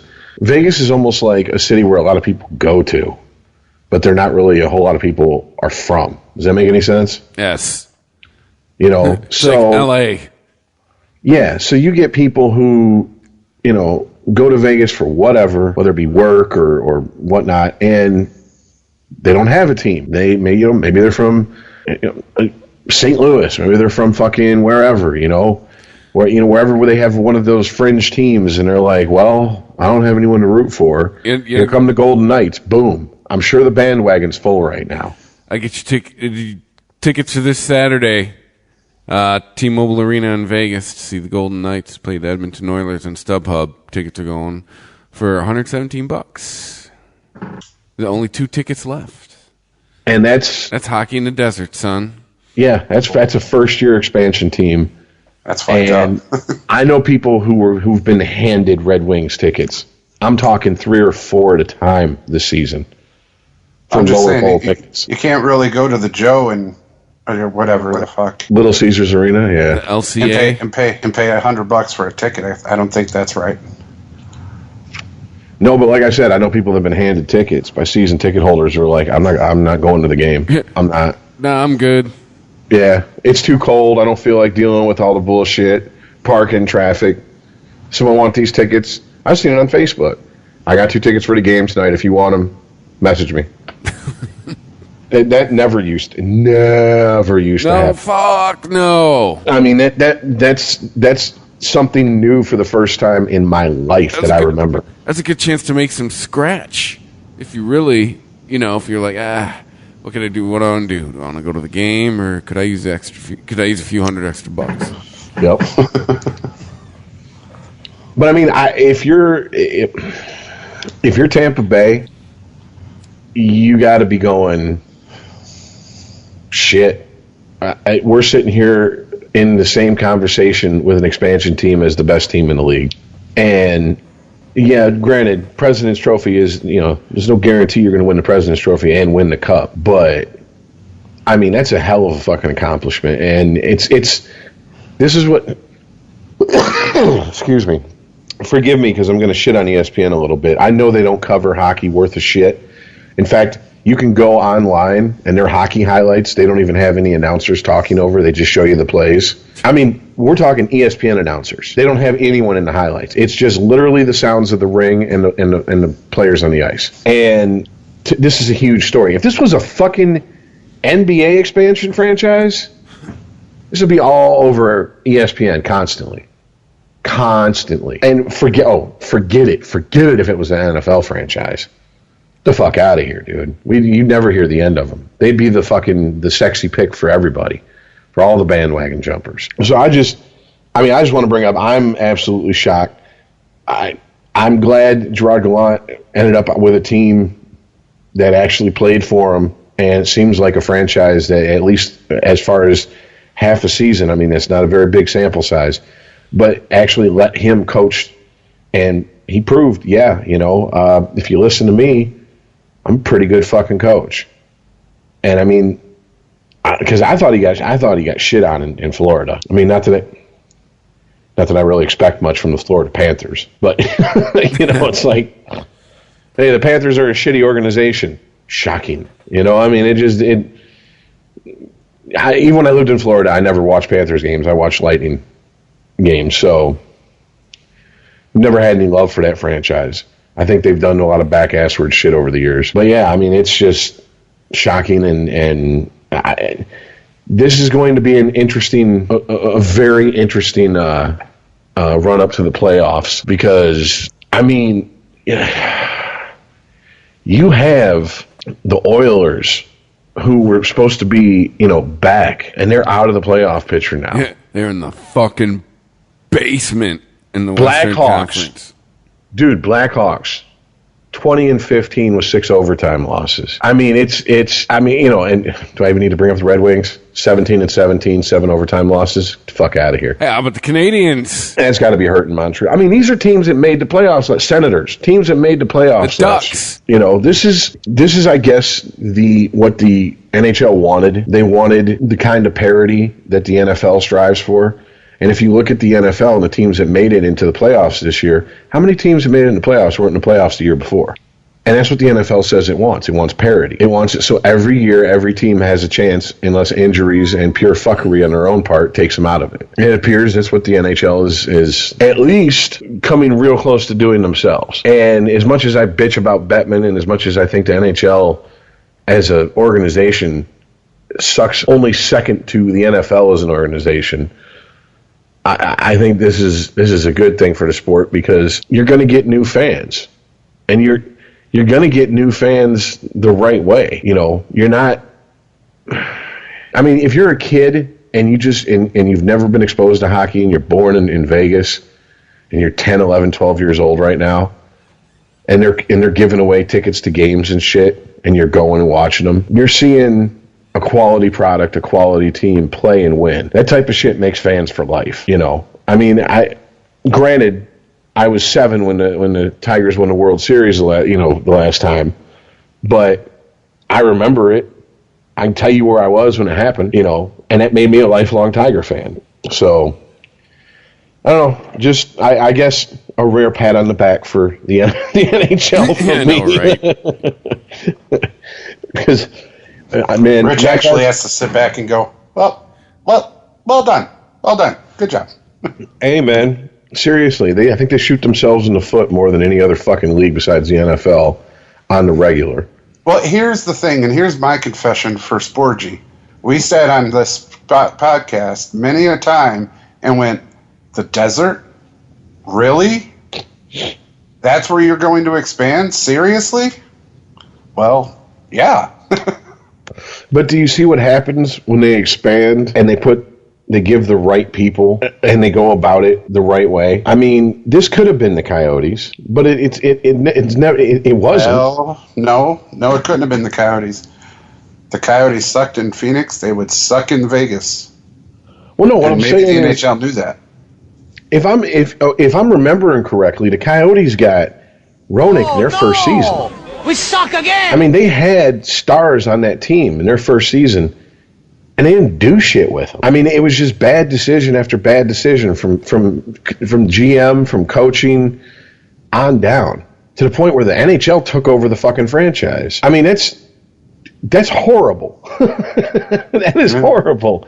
That is what the NHL is running a franchise, and they can't even fucking cheat to get their own franchise that they're running to be a contender. I mean, that's just poor management from top to bottom. It just proves you put the right people in charge. It doesn't matter where the fuck you are. Hey, they have Gretzky. Yeah, they had him. Yeah, had. They had Rick Tocchet at one point. Didn't do him any good either. Just because these fuckers could play don't mean they could coach. Right. You know, there's plenty of fucking coaches who are former players who stunk it up and are stinking it up and are overpaid and are over fucking valued, and the fan base needs to get over them. But I'm not going to bring up Jim Harbaugh. Hey. So, moving on. So, all right, let's. The only thing left to cover, as far as I know, unless you guys got something, we got to get to these fucking games that happened this weekend, because we all got shat on as far as our picks. Yeah. Yes. Before we get to the big meat and potatoes of the NFL, I do want to recap some of our earlier stories with LeVar Ball. His sons did play in Lithuania tonight at the Big Baller Brand Challenge game, and apparently they're pretty good. I mean, I say that candidly, but they're good. But who are their opponents? Like, what do you mean? Like, is this like if Michael Jordan played us 1-on-1? Like they're playing in Eastern Europe. We're playing to 10. I spot you 9. You lose 10-9. Yeah. Well, I mean, yeah. I mean, there is that. So, is it a bunch of like 5 foot? Is it a bunch of average height white guys running around as their opponents? Right. Just a question. Well, I'm saying though. But anywho, it looked a little like, from what I saw of it, the Harlem Globetrotters versus the Washington Jets. well, that's what I'm saying. Like, is that how it's going down? I mean, honestly, that's what it looked like.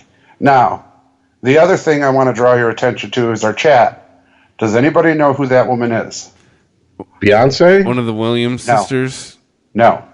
Her name is Deanna Jane. She is one of the 5 members of... If she has a dick, I'm going to be pissed, Earl. She doesn't have a dick.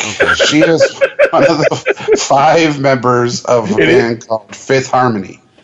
It is 2018. You do have to ask that. I know, right? Well, here's the thing. I don't know here nor there. She might have a dick. However, the reason you're staring at that picture is she's one of the 5 members of Fifth Harmony. Her name's Deanna Jane. I'm waiting for the sports connection.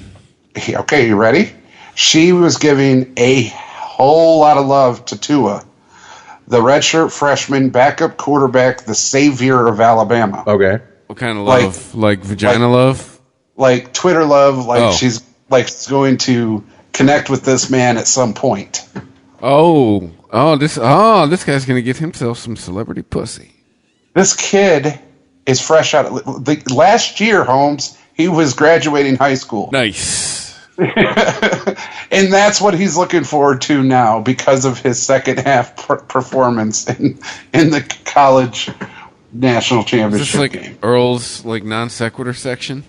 Yeah. Pretty much. This is like Brett Musburger going, look at that young lady in the stands. Gentlemen, go out there and start throwing the football around. Quarterbacks get all the beautiful women. This is his version of that, literally. All right. So. I one quick little thing. Okay, so we have the Winter Olympics coming up. I know. Brace yourselves, gentlemen. The first openly gay male ice skater has made the Olympic team. Whoa! Oh my God! Seriously? Mind blown. I'm done. I banned the Olympics. I'm not watching it. I mean, now, I'll never believe in anything ever again. Like, seriously, more power to him. He's comfortable being out. Great, wonderful. Did we really need someone to tell us? The winner of the No Shit Award. Yes. Then a male ice skater. I would venture to guess at least half of them are gay. You're telling me Brian Boitano wasn't plowing through pussy? Him and Greg Louganis, yeah. Yeah. No, that's what I'm saying. Like, what the fuck? I'm like, okay. Wasn't Scott Hamilton gay? Yeah, but openly gay to make the team.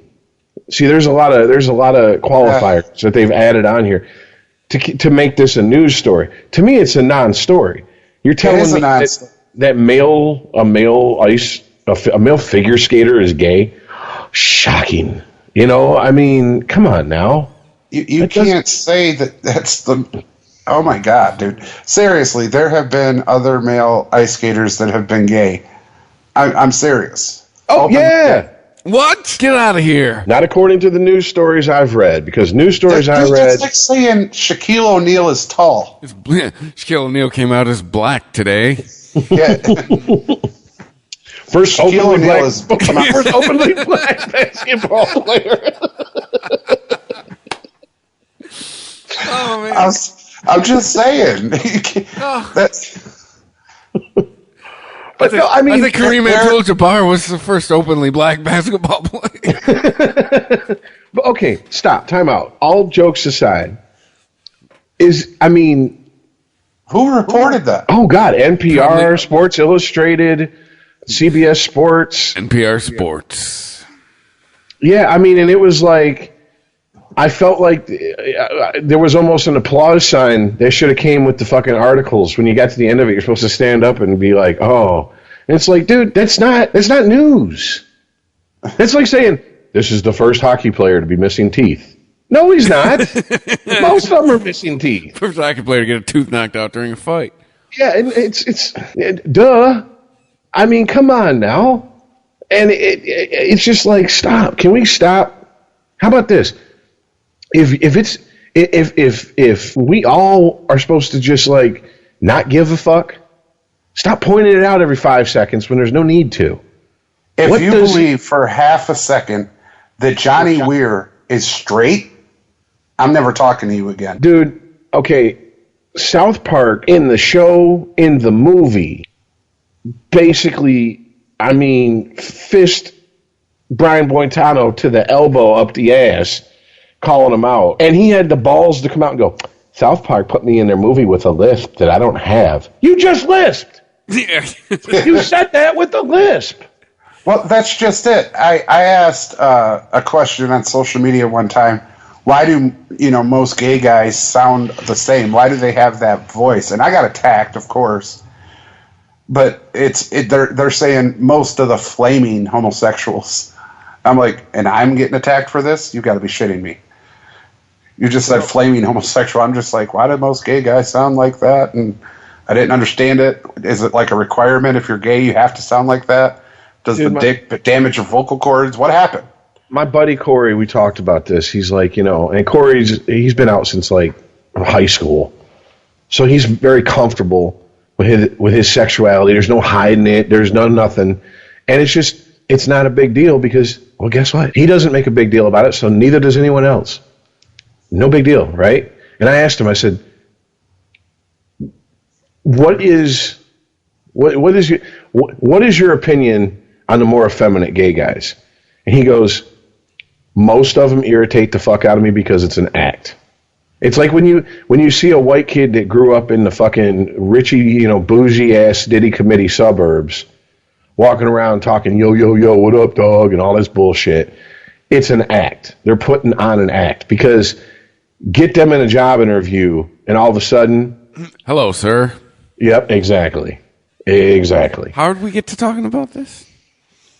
I just thought it was funny that it was like we're supposed to the gay figure skater. Yay! There's a gay figure skater. Well, they're saying his name's Adam Rippon, and they're saying that he's the first openly. Yeah. Good night, everybody. Show's over. Tipping waitress. Thanks for listening, man. The ripping and the tearing. That's like if his name was Richard Seaman. I mean, come on, man. Okay, all right. I'll try to keep it together. I'm sorry. Go ahead. Anyways, his name is Adam Rippon, and he's reportedly the first openly gay figure skater to make the team. I call bullshit. If you guys don't know who Johnny Weir is, look up his picture. You'll know him exactly just as soon as you see it. Gay. Mark Hamlin? Scott Hamilton or whatever his name is. Scott Hamlin, whatever the fuck his name is. The little short guy that can do a backflip. Gay. But see, here's the thing. Did they come out before they retired? I guess that's the thing. I don't even know if they knew where the doorknob was. If they were even supposed to know to, quote, come out. But see, that's the thing. That's what they're making a big deal about. Is that he's out. You want to know something, Rich? This'll get you. They're of the old guard of figure skating, to where they didn't have to be out or in. They are who they are, and they're going on a fucking figure skating team and going to win a gold medal. Period. End of file. Okay, so I looked up LGBT figure skaters, and Brian Boitano, who denied being gay in 1999 when Bigger, Longer, and Uncut by South Park come out. Surprise! He's gay. Anybody shocked? No? Okay, thank you. Moving on. I mean, Johnny Weir, yes, he's in there. Adam Rippon, like we're talking about. And a tearing. I said, wrecked him. I damn near killed him. Sorry, it's low-hanging fruit, but I mean, come on, bro. Dude, if I'm a gay guy and I'm like, hey, I'm at a bar, I'm like, hey, how you doing? What's your name? Adam Rippon? That don't even sound like fun. I'm moving on. Like, you better keep that fucking hog leg in your fucking pants, bro. Seriously. I only get one of these, and I don't want a pink sock hanging out of my backside. I'm good. Thank you. Oh, good Lord. You can't be gay with a name like that, is that what you're saying, dude? I mean, unless the dude's a size queen and he's into pain, I mean... Oh, Rudy Galindo. No, that's a name I recognize. Just to introduce yourself as Adam, somebody will come up, oh, hi, I'm Eve. What the fuck?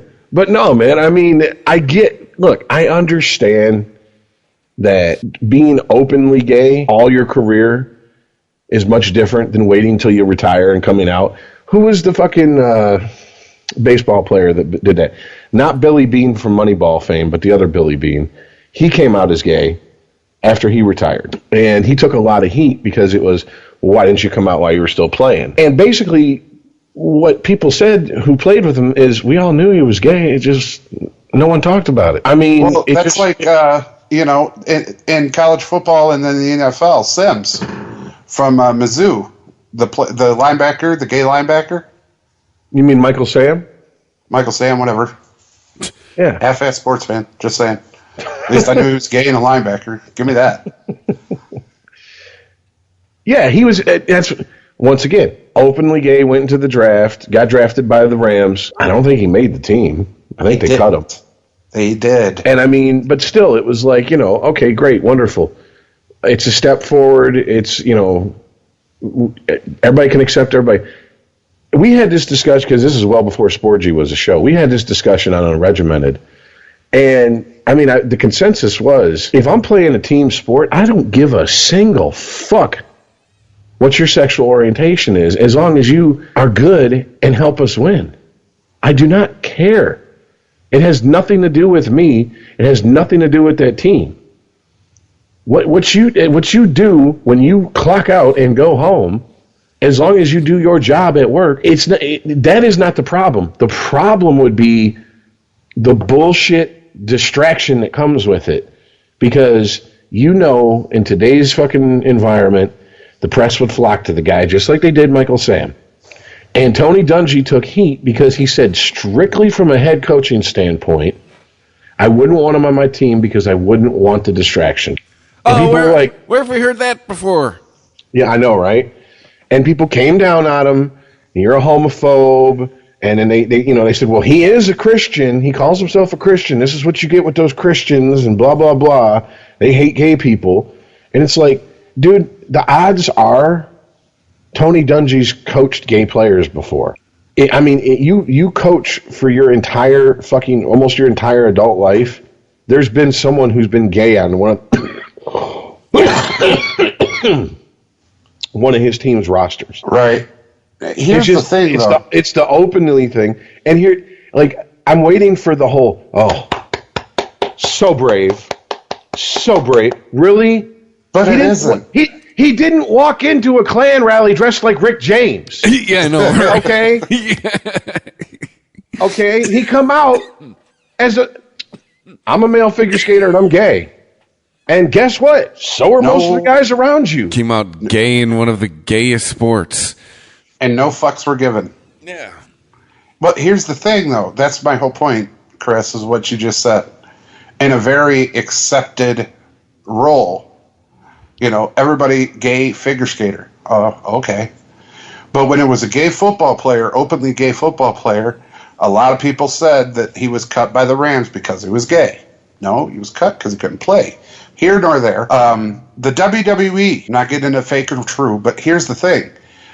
Chris Kanyon, hell of an athlete, hell of a wrestler, cut because he was gay. They actually said they cut him because he's gay. They admitted that. You can't do that. That's what I was. This is more Iceman conjecture. It's not Iceman conjecture. But yet they have Gold Dust. Gold Dust isn't gay, though. Dusty Rhodes. It's a character. I know. That's what I'm saying. Here's the thing. Darren Young in the WWE, part of the Primetime Players. I don't know if you guys remember him at all. He was with Titus O'Neil. Millions of dollars. Right. Okay, go ahead. He's gay. He came out as openly gay. And right after he did, they cut him. He was a big draw. They were a really big tag team at the time. It was Titus O'Neil and Darren Young. They were the Primetime Players. And they had a big stick and, a whole thing. He came out as gay. See ya. This is where Propecia would apply here, Rich. Who gives a fuck? No, look. Let me ask you a question, Earl. Honestly, if your favorite fucking hockey player ever, Ed Belfour, was to fucking do an exclusive interview with Don Cherry and say, I'm gay, would that make you not like what his accomplishments on the ice as your favorite goalie? Absolutely not. Exactly. What does it fucking matter? It has nothing to do with his ability as a goalie. If Don Cherry came out as gay, the suits would all of a sudden make sense. Make a whole lot of sense. Yeah. But Rich, again, you're asking me, and I'm not that guy. I don't think you're that guy. Chris, I don't think you're that guy. We're not racist, sexist, or anything like that. Depends on the day. Depends on who you ask. Yeah. No. Who you asking and on the day? Us three. It's just not. And there are so many people that are. There are so many people that if Ed Belfour was their favorite goalie and he came out and said, hey, check it out. I'm gay. I've been gay my whole life. Just need to get that out there. People would be like, oh, hell no. And start burning his jersey in the streets and, trashing his masks that they bought. And let me tell you something. If I was an NHL player on the same team with Bob Probert, and he come out and told the world he's gay, and some dude on another team's like, hey, Probert, you're a faggot. I'd go, yeah, and that faggot just beat the shit out of you. So how you feeling right now? Who's winning in this situation, motherfucker? He's going to make you bloody. Just going to make you bloody in the front and the rear. Just claimed one of your molars. I mean, dude, that's just how I look at it, and I get it. It's like, but I mean, isn't the whole thing with Michael Sam, and they want, there is a big push in the LGBT community for gay athletes to come out because, yeah, there's a stereotype, okay, that gay guys don't play football, hockey, baseball, basketball. These are the more manly sports. And isn't it just kind of like reinforcing the stereotype that we're supposed to stand up, stomp our feet, clap, and light a match because some dude come out as an openly gay fucking figure skater? I mean, yeah. I mean, it's like, hasn't the goal always been indifference? Isn't it where we want to be? Well, where nobody cares? 25 years ago, our generation, that's what we were taught. That's what we were taught tolerance and acceptance was.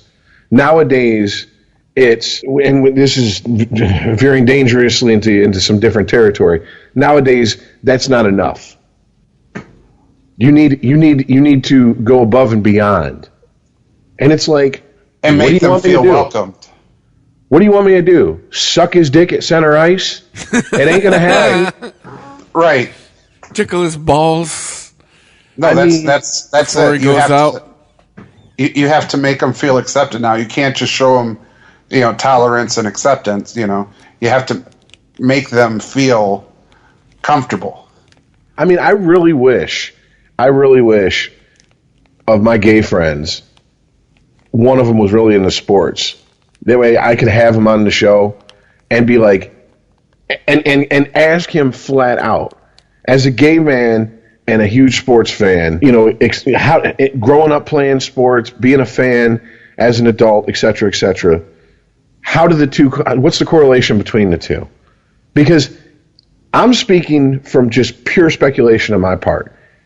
I think as a fan, the only problem is the people around you. It would be the people around you would have a problem with it, would cause the problem. But as playing, I see that too. As Rich, playing, I really do.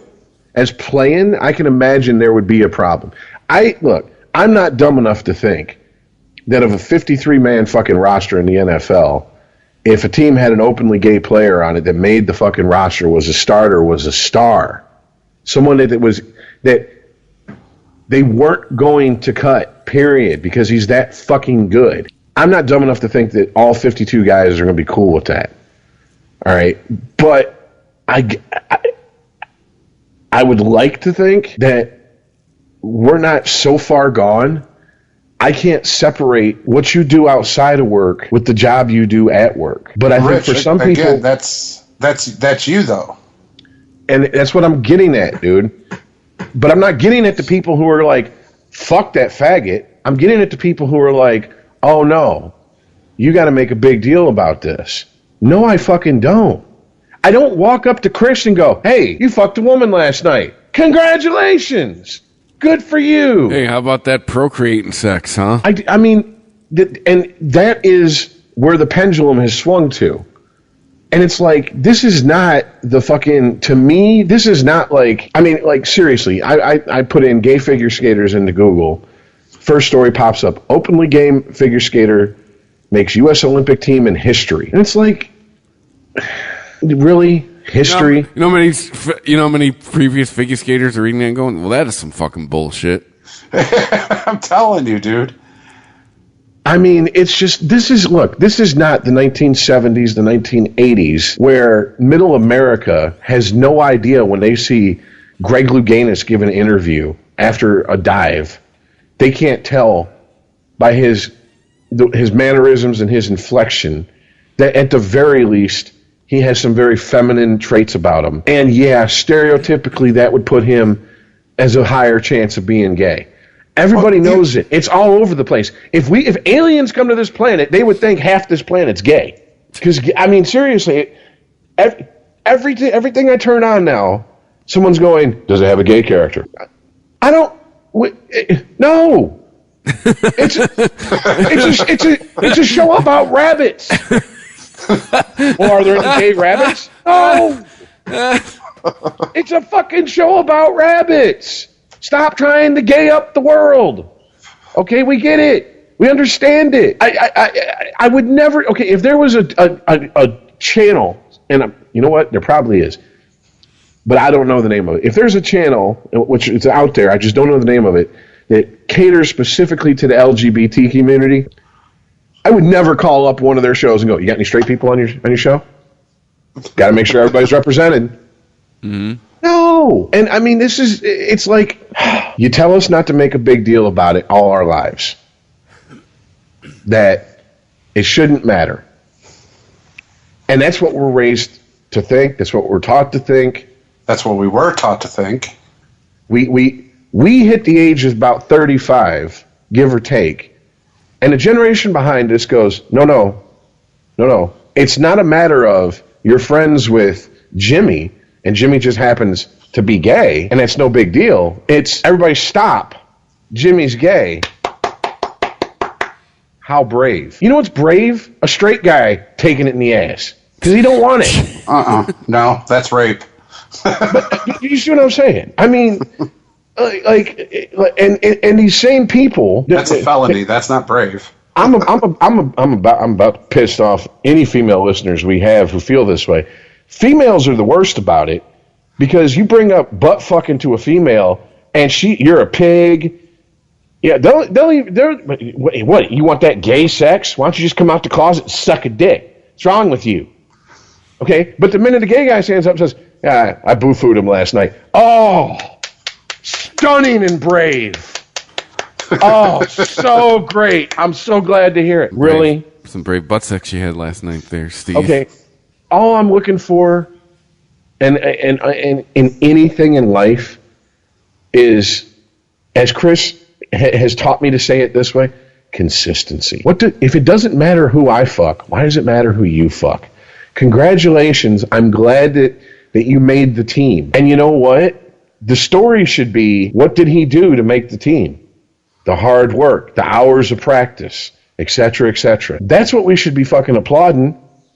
These are, I mean, look, as far as individual sports, non-team sports, I got to say figure skating is probably one of the fucking hardest. Even if you don't like figure skating, just watch 10 minutes of it during the Olympics this year. And I know there's some redneck who's about 500 pounds with 1 foot due to diabetes sitting there talking, "Who's fucking fags? I can fucking do that." Okay, Cooter, you go ahead and do it. And I want to see it. Make sure to videotape it. Shit.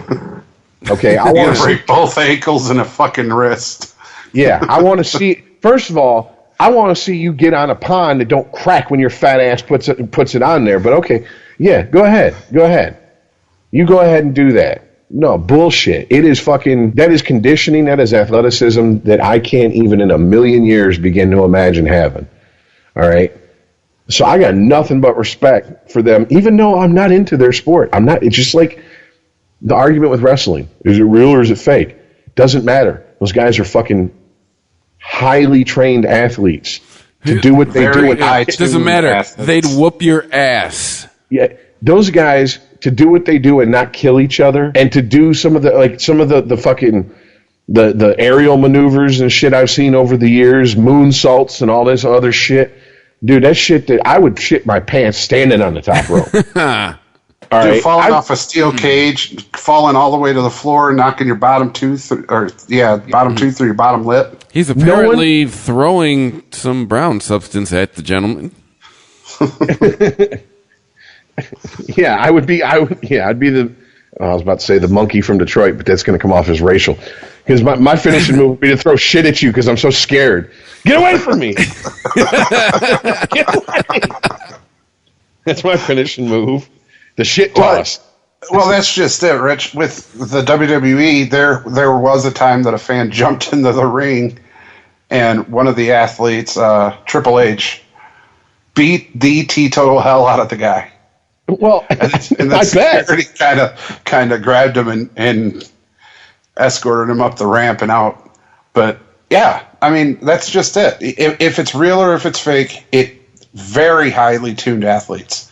And figure skating, I've watched many years because it's part of the Olympics, and I'm a huge fan of the Olympics, winter and summer. Apollo Ono, a speed skater. Mm-hmm. As fast as he is, I couldn't imagine. I tried ice skating once. I broke my fucking finger on the boards, dude. Because my fat ass went to catch myself when I was going around too fast around the corner. Boy, right across the board. I looked at my wife and was like, oh, shit. And my right ring finger was pointing at my pinky. Damn. It was bad. So, no. I mean, I'm not even close to what they can do in the Olympics. And I mean, dude, if you here's one of the things that bummed me out about not having the channels here in Detroit, getting them through the air. You have to get them through cable basically anymore, unless you go get a fucking HD antenna. Is we no longer get CBC on a lot of cable packages. Some cable packages just they don't have it. And CBC, the Canadian Broadcasting Channel, had basically So You Think You Could Dance, but with figure skating with former hockey players. And Bob Probert and Ty Domi were both on there. And both of them were very early exits, okay?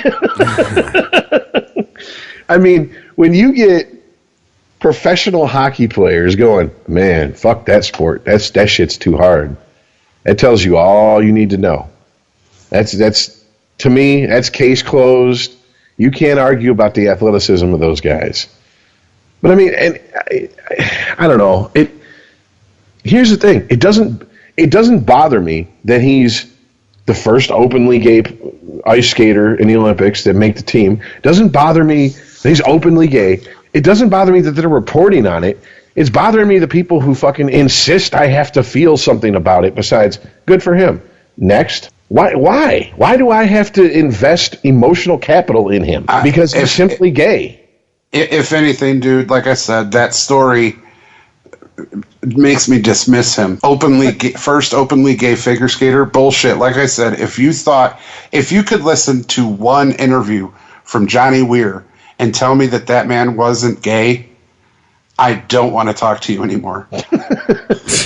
Because your ignorance has far surpassed anything I'm going to comprehend.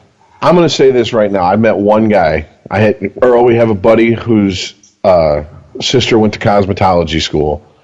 And she had a house party, and this dude come in, and he had the stereotypical, feminine lisp and mannerisms, and we thought he was gay.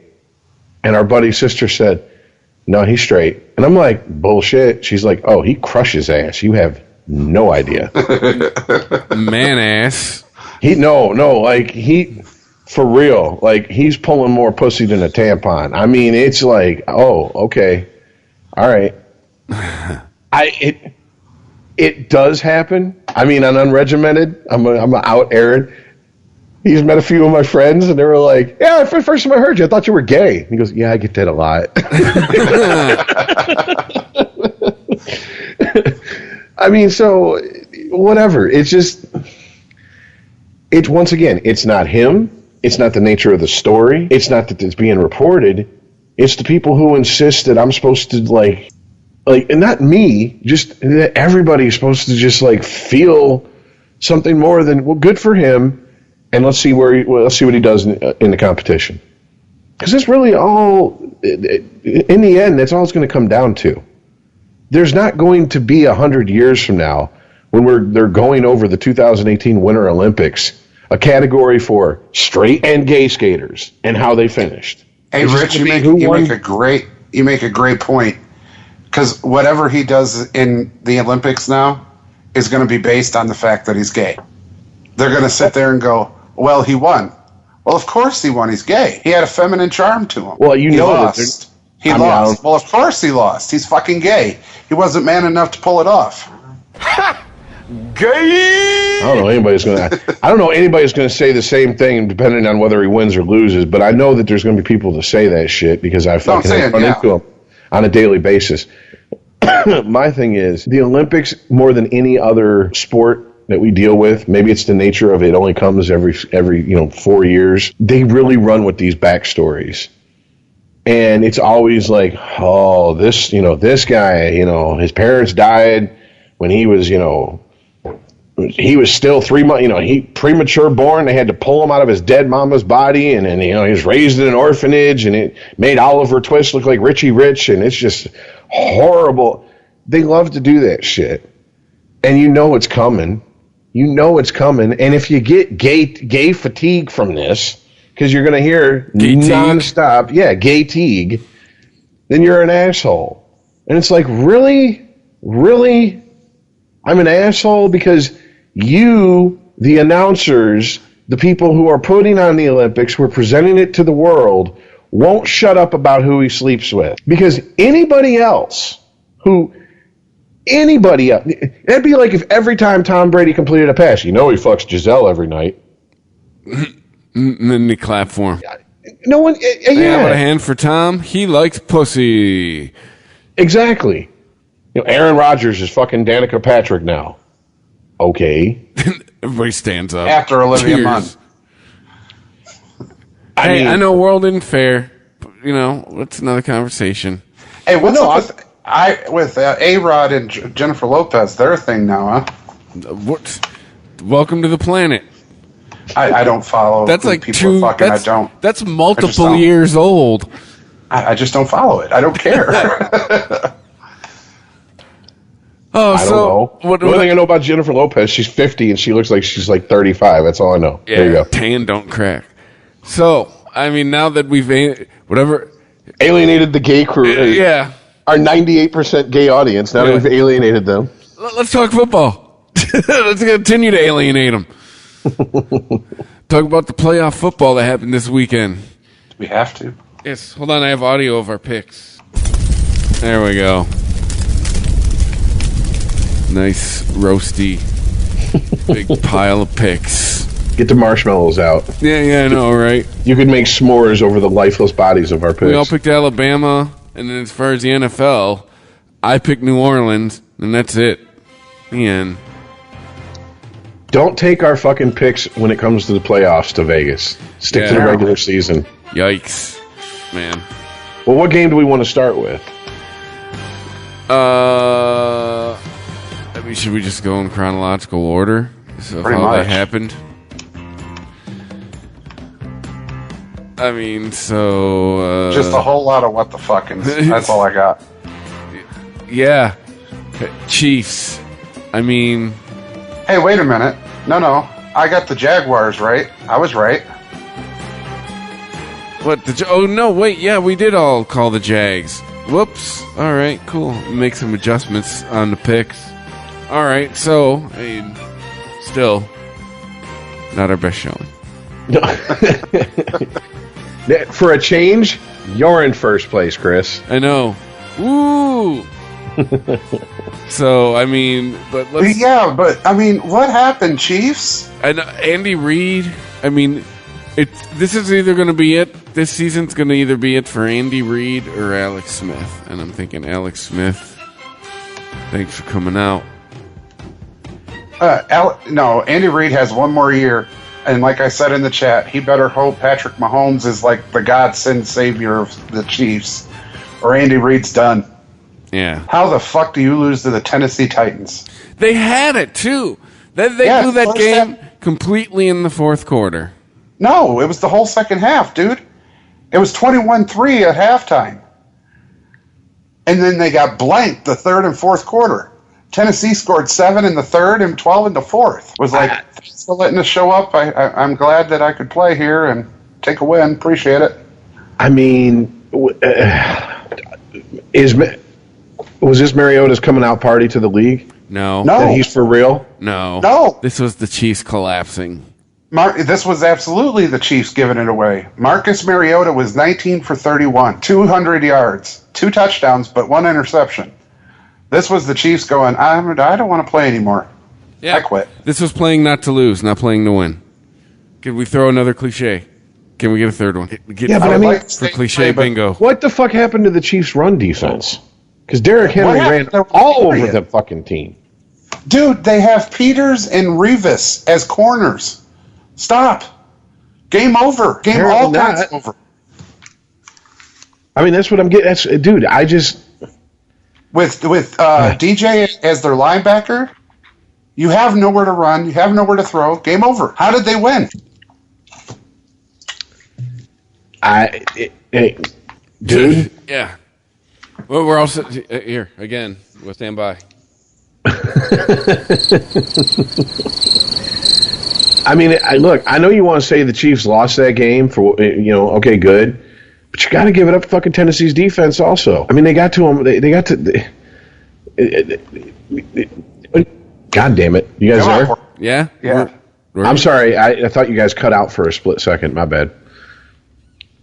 I mean, dude, they got to Alex Smith. They sacked him a couple times. Mariota sacked once. Really? That's all the pressure you can put on them, Chiefs, with your defense? Really? Seriously? I mean, come on, man. You got to give some credit to Tennessee on this. This isn't all the Chiefs just fucking laying the fuck down. This is something's not... My team plays that way in the first half and comes out and plays that way in the second half. What the fuck happened? That's what I'm getting at. Dude, seriously, Andy Reid got out-coached, and the Chiefs just quit. No, I can't give credit to Titans. The Chiefs had it. The Chiefs had the offense. The Chiefs had the defense. They proved it in the first half. I don't know what the fuck happened. Nobody does. I mean, it's the a Chiefs cliche. were there, and the Chiefs don't even know what happened. It's a cliche, but I mean, you'd rather be good in the fourth quarter than good in the first. There you go. There's a third cliche. I mean, seriously, because bingo. Nothing in the first quarter. 12 points in the fucking fourth. That's what won them the game. And their defense putting up 2 zeros in the second half. I mean, not letting them score shit. You don't get shit in the third. You don't get shit in the fourth. Later. Have a nice day. I mean, I don't know, dude. This is one of them head scratchers. Because Tennessee and Buffalo are 2 teams I did not think were going to be in the playoffs. And I damn sure did not think Tennessee was going into the second round. I mean, we were talking about the Chiefs being, possibly, at the halfway point. We were talking about them possibly being, going to the AFC Championship game. Yeah, at one point we did say that the AFC was going through the Chiefs. Whoops. I mean, they came out with fire and lightning. You know what I mean? They were just unstoppable. They were 5-0, and they beat people like the Patriots.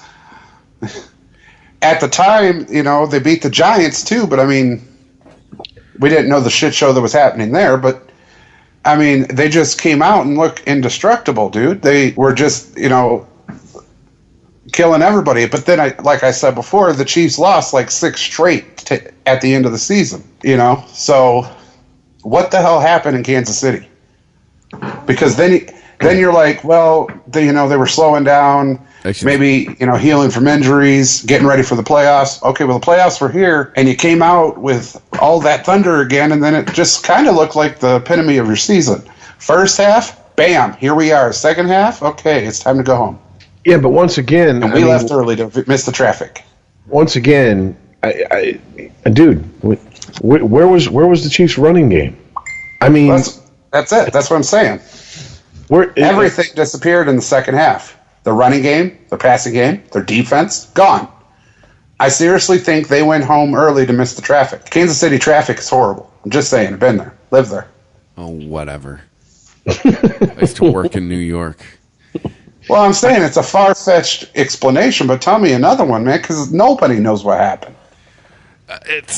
There's some changes got to be made somewhere, because were the Kansas City Chiefs the Hillary Clinton of this year's NFL season? I mean, a team that they came out strong. I mean, they were being looked as a contender, and then.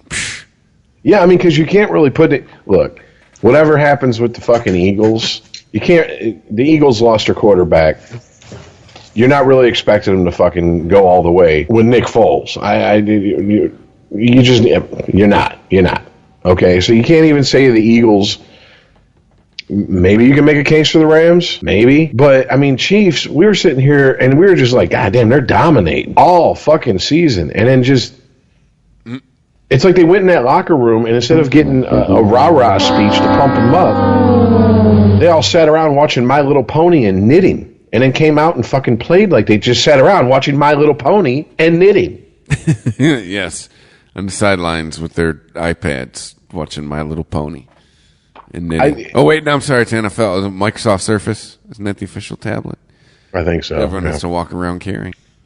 Yeah, that was just one game and a weekend full of disappointment for me, where I was like, really? Okay. I mean... Well, I mean, it ensures the Patriots are going to go to the championship game, right? Not necessarily. I've heard a lot of people saying, oh, good, wonderful, great. It's going to come down to the Patriots and the Steelers again. That's where I'm looking. Yep. I'm hearing a whole lot of that. You might be doing a podcast with a couple of those people. You know? So, I mean, it's just, it kind of bummed me out because I felt like the Chiefs were like, all right, fuck it, let's do it. Always kind of liked Andy Reid. Alex Smith, okay, go out there and play out of your fucking skull, dude. And I mean, it just every time I see Mariota do well, I'm just like, just trying to imagine him in that Buccaneer red and black. Yeah, and I'm just like, Captain Crableg, he ain't that bad, right? Right? Yeah, sure, okay, whatever.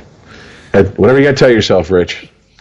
Hey, more red and black from the NFC South. The Falcons putting it to the Rams. Now, see, here I'm not exactly shocked. No, you're not. I thought it would be closer. I thought the Rams would actually pull it out. But again, I'm not completely like the Chiefs. I'm like, what the fuck happened? No, I think experience won here. Oh, I do too. Well, can we just get this out of the way? There's no home field advantage in that playoff game. No. I mean, that stadium was not full. Nope. Period. So, I mean, okay, Goff could have fucking, had a couple more touchdowns. He had, 259 yards. Gurley rushed for over 100 yards. I mean, with the defense they've had, you'd think, but you'd be wrong that, hey, a solid performance, blah, blah, blah. But, I mean, that's what the Rams have been living on all year, hasn't it been? Their defense? And they give up 26 to the Falcons? No, they haven't been living on their defense. Jared Goff and Gurley and that offense have been killing it, putting up 30+. Yeah, but we're talking about, I mean, they've held fucking teams to what? Wasn't it the Cowboys? Did they even get 10 points? I mean, I don't know. I'm trying to remember fucking. Yeah, when they played the Cowboys, not the Cowboys. Excuse me, fucking Colts. Well, I mean, it is the Colts. There you go. Whatever. I'm gonna shut up. Whatever. Fucking. No, I mean, I know. Look, I know they have. Yeah, the Seahawks to 10. They shut out the Cardinals. Texans. That's the game I'm thinking of. The Texans Cardinals to 7. Vikings to 7, Seahawks to 7, Cowboys. Well, Vikings beat them 24-7, Chris. Yeah, it was. Yeah, you got that reverse, Chris. Oh wait, no, yeah, you're right. Whoops, my bad. It's late in the show. No, guys, check it out. The Rams' defense is stellar. No doubt it. Rich, you called that way back before the season ever started. But, I mean, here, when you're looking at these scores, though, take a look at what the offense did on that game. 35 on the Cowboys, 41 on the 49ers. But it was 39-41. So Yeah, they had 478 points for. 46 points on the Colts. 24-10 against the Packers. Packers beat them. So, I mean... They put up... Maybe I'm just under the delusion that fucking offense is at a premium in the playoffs, so it's up to your defense to hold the fucking other team to where your offense... Because you're not going to fucking go out there and hang 51 on them like they did the Giants. I mean, it's just... That rarely happens in the playoffs. Teams are too evenly matched. A Carson Wentz-led Eagles beat the Rams, but it was 43-35. Okay, and then the very next week they go to Seattle and beat the Seattle Seahawks 42-7. So I'm saying that was a perfectly balanced team this whole year. The 11-6 record was a perfectly balanced, or it was 11-6. 5. Okay.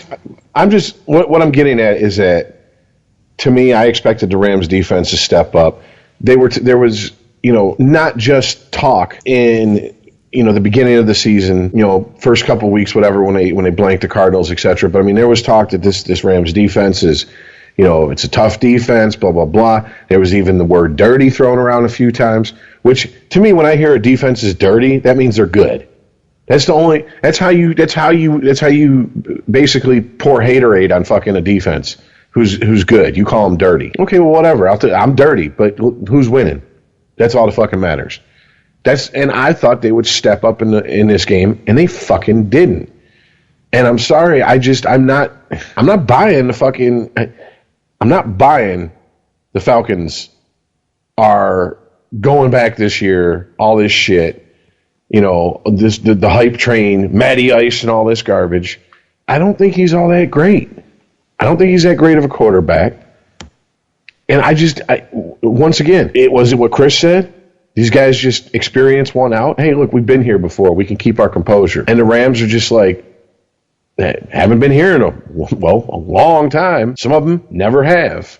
Right, you got a second-year quarterback on the Rams going, oh, wait, we still got to play? What do you mean? What's the postseason? We're going to go on an offense? What happens? Just very disappointed in their performance overall.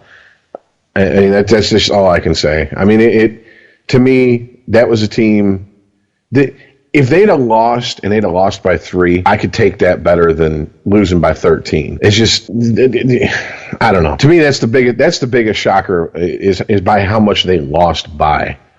I mean, because what is it? The average regular season game is decided by 5 points or less, and in the playoffs it's like 3 points. I mean, you get to the playoffs, it's the best of the best. Very rarely are you going to have fucking blowouts. And I mean, it's not a blowout, but in the postseason, might as well be. It was a 2-score game. Might as well be in the postseason.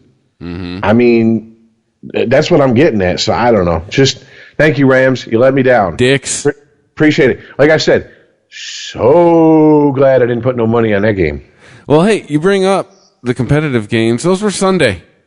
Yeah, I know, right? Those were. Oh, they were Sunday. Fucking Jacksonville, huh? Going to the second round, going to the divisional round of the NFL playoffs. Speaking of somebody who ain't been there in a minute. Who saw that coming? I did. No, I've been saying that all week. Saying that since Sunday. Well, not all week, but Sunday.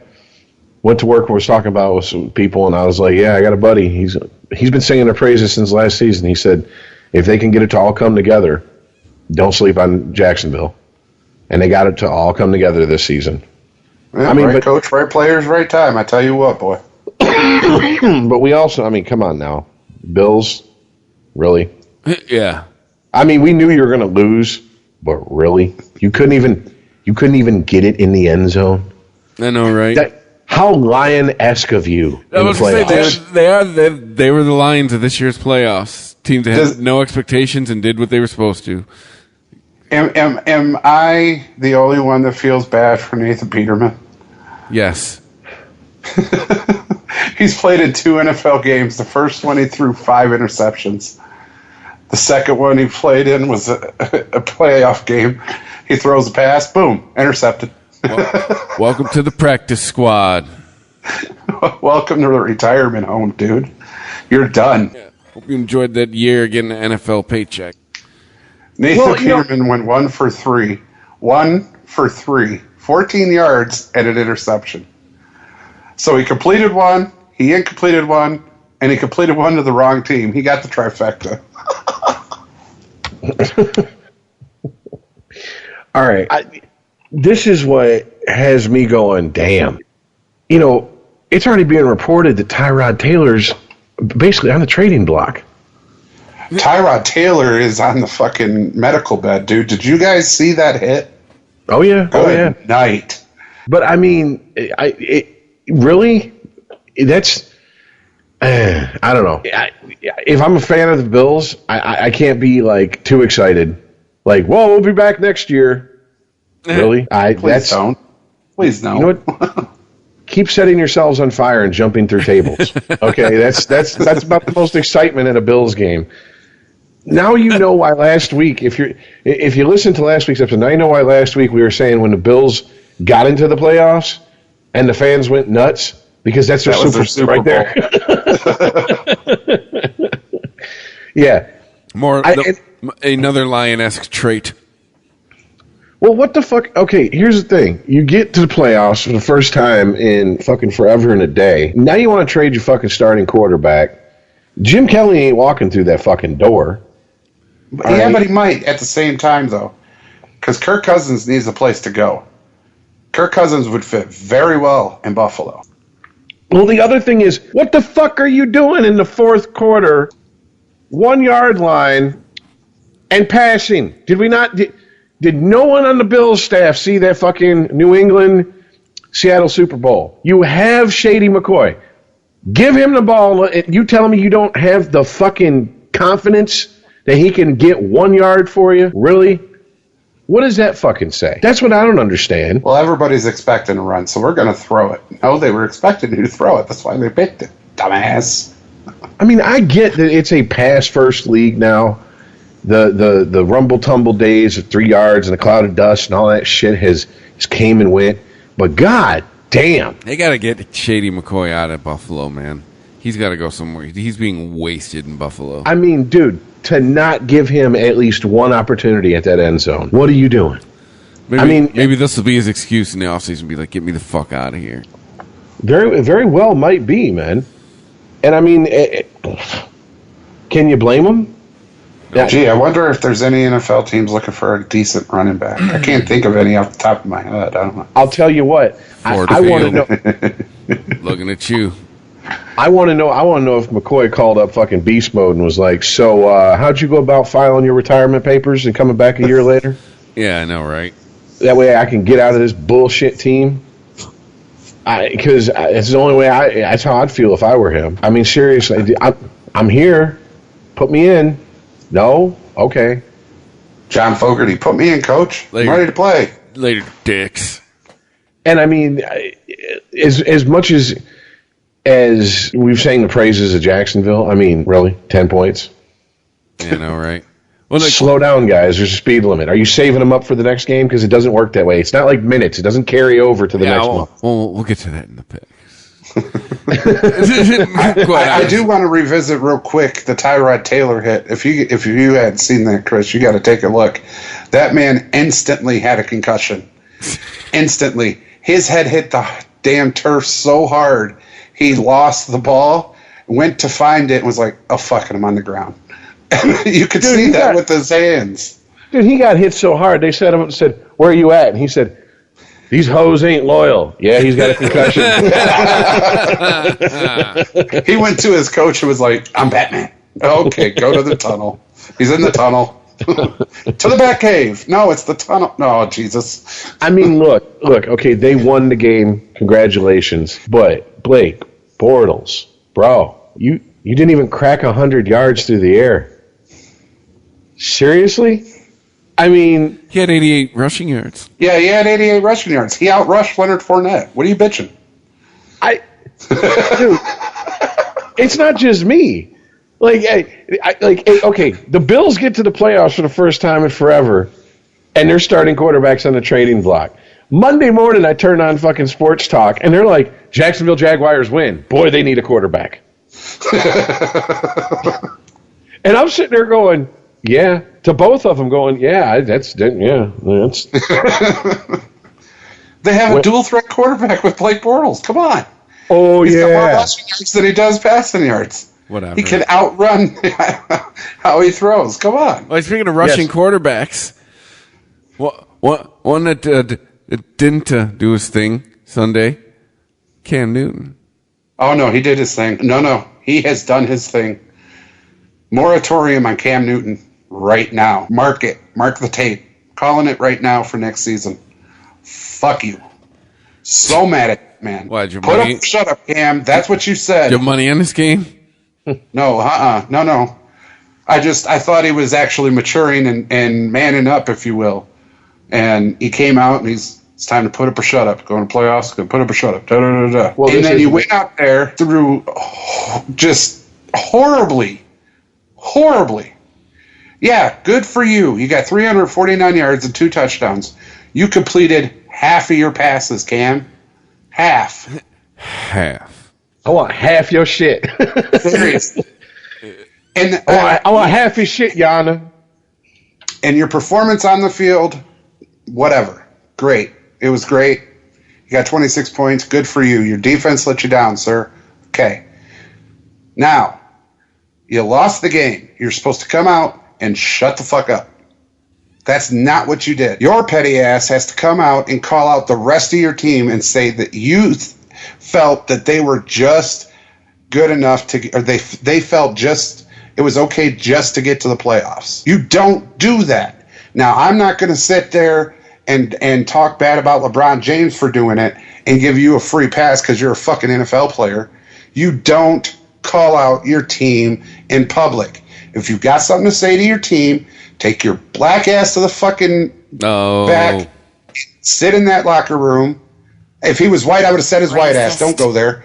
And sit in that locker room and go, motherfuckers let me down. It's not good enough just to get to the playoffs. We were supposed to go all the way. That's where you do it. You don't come out to the fucking microphone and blast your team in public. You don't do that. It's true. You could have said anything. You could have said anything else. You know, the refs were shit. I mean, is he looking to get? I had an off day.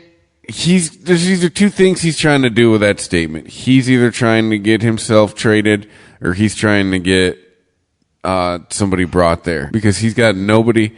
He's got nobody to throw it to really, and he's got broke down ass Jonathan Stewart to hand it off to. He doesn't have any weapons. Dude, I'm going to have to say he's trying to get traded because you don't go out and say some shit like that because you want somebody brought there. I'm absolutely with you as far as he's trying to get traded. Like I said, the drum I've heard being beat over and over again about him since that game is Carolina's wasting his prime years. And I'm just like, oh, okay, good. Get him out of the NFC South. I have no problems with that. That doesn't bother me. Rich is packing his bags for him. Anything else, Mr. Duden? Skycap. I'll hail you a taxi. Hold on. You're right. You don't even have to tip this motherfucker. He'll help for free. I got it. Don't worry. Yeah. But why are we doing all the talking about the Carolina Panthers? Because honestly, okay, look, I understand just on this subject. I get it, man. He's not supposed to come out and blast his team. All right, but you pass for 300, almost 350 yards. You kind of fucking expect, like, I don't know, maybe fucking someone else to make a play. And I mean, this goes back to what you said. Dude, third leg Greg Olsen is his fucking leading receiver in this game. Are you kidding me? Yeah, you're telling me Devin Funchess is getting you to the Super Bowl? The answer is no. Yeah, I mean... Devin Funchess was hurt a couple of times during this game. It's like, okay, come on, man. Seriously? I get it, but at the same time, I understand his frustration. However, I've said this for third season, or for 3 seasons, NFL seasons with him. He can't win gracefully. He can't lose gracefully. He's just not a graceful person. He is not a person to not shoot his mouth off and dig a hole for himself. And I can guarantee you he's not endearing himself to the locker room, and he definitely ain't endearing himself to the fans. All right, I guarantee Cam, you that. Cam, I'm going to sympathize with you. I'm going to agree with you full-heartedly. You need a trade, sir. Your talents are being wasted in Carolina. No doubt. Pack your bags. I'm making the trade official here on Sporgy, here and now. Your ass is going to Cleveland, and you're going to be part of the Cavaliers. You're going to meet up with your new team. You're going to meet with your new teammate LeBron. Go play for the Jets. No, you're going to meet with your new teammate LeBron, and you two can sit and argue and talk all the shit you want about who's better and whose fault it is that you lost. Go ahead. Brown's got more titles. Yeah, but here's the other thing. And this is one of the reasons we're talking about the Panthers. They fucking cleaned house after that loss. They did. Oh, they did. Oh, they sure did. The offensive coordinator gone. Defensive coordinator gone. Rivera was like, he was like Willie Mays and fucking. It's definitely the Major League episode of Sporgy here, folks. He was like Willie Mays in Major League, looking at the locker for the red tag and shit. I mean, seriously, Shula, bye. Dorsey, bye. Have a good one. And they're talking to Norv Turner, really? Norv Turner? Good old Norv Turner. Always a bridesmaid, never a bride, Norv Turner. Ron Rivera came out and said he didn't expect any changes to his staff. He did. And then the offensive and defensive coordinators were like, see you later. What? And to use a phrase you use all the time, the GM was like, hold my beer. Yeah. You weren't expecting it. Surprise. But I mean, look, you look at Drew Brees' stats, you look at fucking 376, 2 TDs. I mean, that's all right. That's hold my beer stats. We see you, old man. Yeah. You ain't done yet. I'm going to concede. The Drew Brees has another level. When he gets in the playoffs, when he gets in the postseason, he still has it. He hit Michael Thomas 8 times for 131 yards. Yeah, and I'd like to say thank you, Michael Thomas, for not doing that during the regular season. I know, man. I was a fellow on my fantasy football team. I was a fellow Michael Thomas owner. It's like, goddamn, motherfucker, could you just be consistent? That's mighty Caucasian of you not to do that all year until the playoffs when it doesn't matter for me. Okay, I do want to point out, however, that Ted Ginn Jr. Ted Ginn Jr.? Yes, whatever. 4 receptions, 115 yards, 1 TD. Why is that important? Because he came from Carolina. Yes. It is super important. Like, I remember when sideline was like, when I was a kid, like, you didn't trade within the division. Apparently now that's not a thing anymore. Yeah, it was always a desperation trade if you traded in the division. Like when Tigers traded away what's his face because he was rumored to be fucking Prince Fielder's wife. Oh, Avisail Garcia. Thank you. Yeah, when they traded him to Chicago, that was like, okay, whoever will take this guy, we can't have this. Get him out. Yeah. But man, fuck Ted Ginn Jr., Buckeye motherfucker. Well, his goofy ass haircut. The Saints won. Like a bonsai tree, a retard cut. Get the fuck out of here. Right. The Saints won, and Kamara and Ingram combined didn't have over 50 yards rushing. They didn't need to. Apparently not. But if you would have said that before this game started, everybody and their grandmother would have picked Carolina. Dude, Drew Brees came out and was like, he must have heard all that old man talk and been like, no, you can keep that rocking chair for a little bit longer. Seriously, he needs to come out to that fucking George Jones song, You Can Keep Your Rocking Chair. That's what he needs to come out to. I mean, he did the video with George Jones, right? George Foreman. George Foreman, yeah. George Foreman did the video. But Drew Brees was like, hey, Tom, check this out. I mean, seriously, that was good call for you, Chris, because I didn't see it happening. I honestly thought Cam Newton was just going to muscle and pass. I mean, I wasn't picking the Panthers to go to Super Bowl, But I thought they were Instead, going to New muscle Orleans- past, St. Louis or New Orleans. That defense, man, it isn't. I mean, it's still not Bounty Gate era defense, but it's been pretty fucking. I mean, it's won them some games this year. Dude, you remember how we were talking about Kansas City? Did they lose the game? Yes, they did. I think Carolina lost this game because their the yards through the air were about the same with Newton and Breeze. But no, I think the Panthers lost this game. All right, well, let's just move on to this week, and we can just keep talking more shit.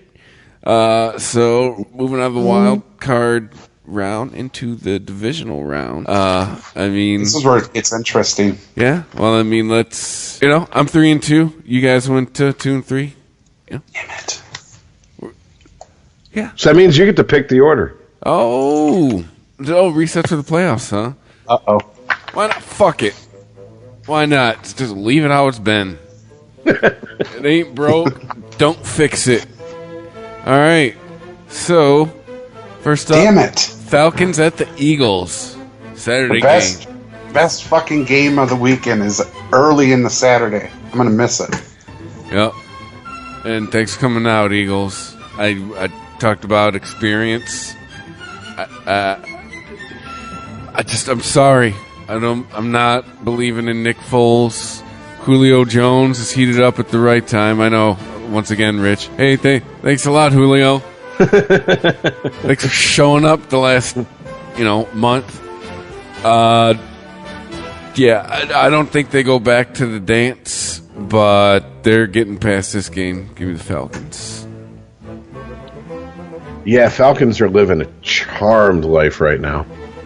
They're like, whew. Yeah, thank you, because this is just. Could it be an easier road to the NFC Championship game? I mean, seriously, because Carson Wentz is there. No way I'm picking him. No way I'm picking him. Correct. But it ain't happening with Nick Foles. Sorry, I don't. Prove me wrong. Please prove me wrong. Knock that fucking team out of the playoffs. But I just don't think it's going to happen. So give me the Falcons. Here comes the pain train. Train's back.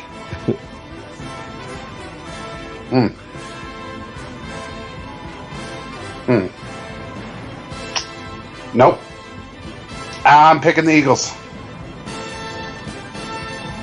Lone wolf in it. Here comes the pain train from Philadelphia. That's it. It's coming through. Here's the thing. The Falcons play in a dome. The Falcons are not used to the cold weather. Eagles are. And they're playing at the Eagle Stadium, where it's going to be fucking frozen. You had... I'm not going to say a hard time, but it was a hard time beating the Rams. I think the Eagles are very similar to the Rams in many aspects. Defense, offense, especially now that Carson Wentz is down and you got Foles. I'm going to compare Foles to golf. I don't see him getting lucky twice. I think experience carried him through that game and got him past the hype. But it was nice, sunny, great day for football out on the West Coast. That's not what you're going to get when you get outside in the Eagle Stadium. And believe you me, that stadium will be packed. Oh, yeah. If Falcons do win, that's going to show me a whole lot about the Falcons team this year. A whole lot. I don't think they have it. Because the Eagles won not just because of Carson Wentz. They won because of the defense, the running game, the coaching. There's more aspects than just Carson Wentz. So I'm gonna stick with them. I'm not abandoning ship just because they lost their quarterback. To me, the Eagles are not the Packers. All right. We'll see, man. Next up, 8 o'clock game. Hit the butt fuck of the week.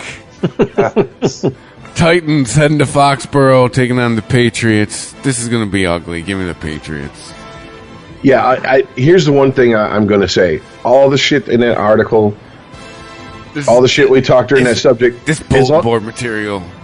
As long as you have Brady and Belichick on the same team, I think they might not be. They might not be. The whole band might not be there next year, but they're there this year, and I think they can put their fucking differences aside for a few games and win another title.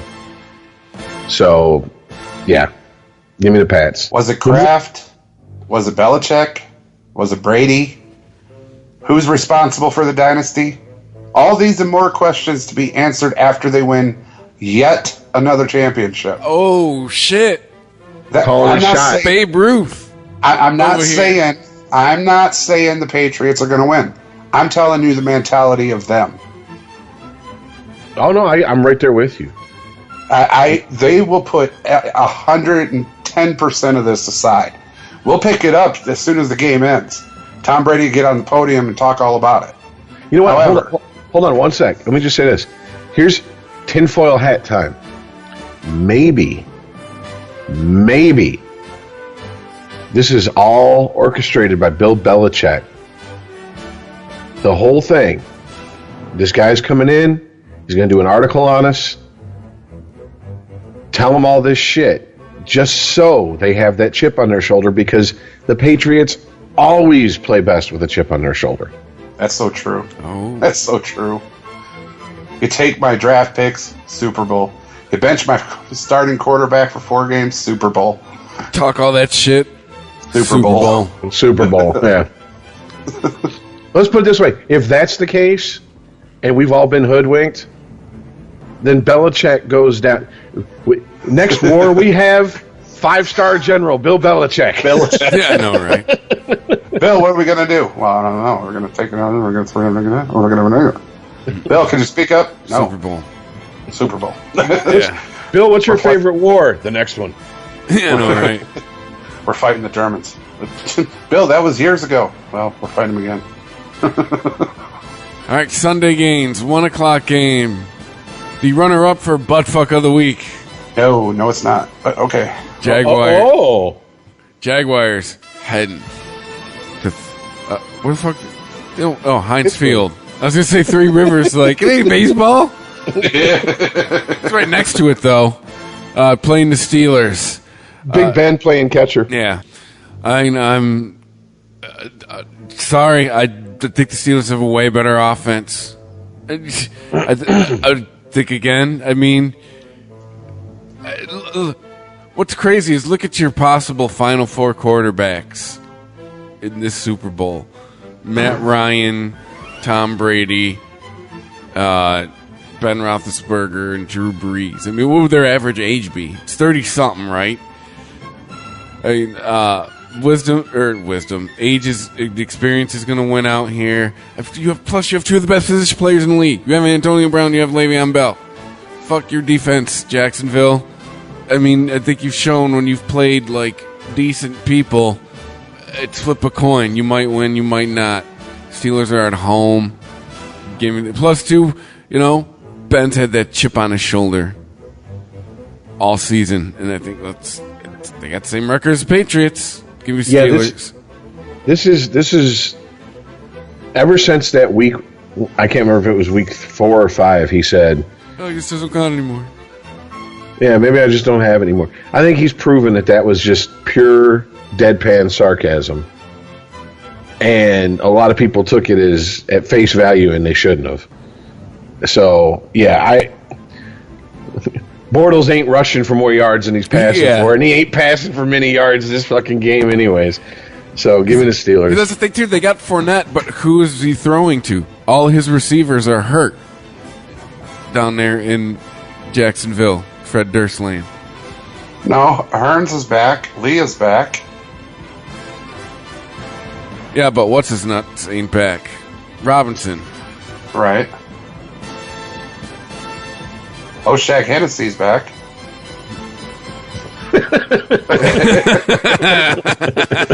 Just saying, he's on it. Just saying, he's on the team. Anyways, it was week 5, Rich. Okay. They were at Heinz Field, and Blake Bortles threw 8 for 14 for 95 yards and 1 interception. Okay, 8 for 14, 95 yards, 1 interception. The Jaguars won 30-9 over Pittsburgh in Heinz Field. Now, Ben Roethlisberger threw 33 for 55 with 312 yards, no touchdowns, and 5 interceptions. Same game.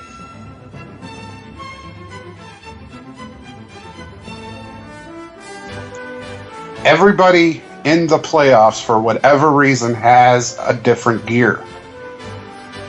Does Ben have a different gear? Can he shift to it? I don't know. This one is a must-watch on Sunday. It's going to be close. Defense wins championships, and I think Jaguars have a better defense. Steelers have a high-powered, clicking offense. They were ready for it once. I'm going to go out on a limb. I'm going to dance with who brought me. Give me the Jags. Wow. All right. I got to dance with who brought me. I've played them up before this season ever started. They haven't proven me wrong yet. They've made it past the first round. He's a man of principle, ladies and gentlemen. I'll see him out. If Steelers hit that gear and take it to overdrive and stomp them, then I'm wrong. But I'm going to dance with who brought me. And that's the Jags in this case. All right. Next up, the afternoon game, 4 o'clock game. Saints at the Vikings. Sorry, Vikings, you're going to lose at home. We're back to I'm a bigger believer in your offense. +2, I mean, this is going to be a good defense versus a good defense, and I like the Saints' offensive weapons better.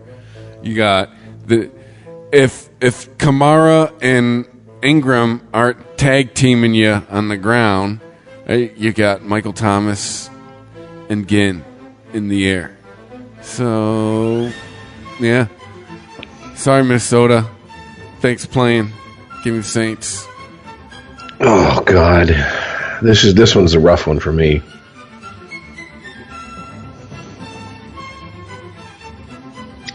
I'm not even going to give a big long answer, and I'm just going to fucking throw caution to the wind. Give me the Vikings. I'll give a half-long answer. I hate Sean Payton. I hate the way he looks like an old woman.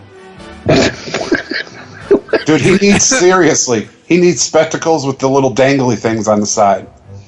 That little with the mouth and I can't even stand it. Look, dude, Stephon Diggs, Thielen. I've never heard that accusation leveled at him before. I just fucking hate him. I hate him. Anyways, Latavius Murray, nah. Yeah, Drew Brees, you had a second gear. You did it. You hit it. And you overcame the Panthers' defense. So happy for you. You did it, you hit it, and you made the Panthers sleep in the wet spot. That's it. Good for you. Purple Rain. Give me the Vikes. Man, I guess I'm lone wolf on this one. Vikings are in backup everything. Exactly, and they've been to back up everything all season long and kicking everybody's ass. That's what I'm saying. At a certain point, I can't keep dismissing the fact that even if they don't have all their starters, they went 13-3. Seriously. I mean, I just can't keep fucking going, oh, well, they're not for real.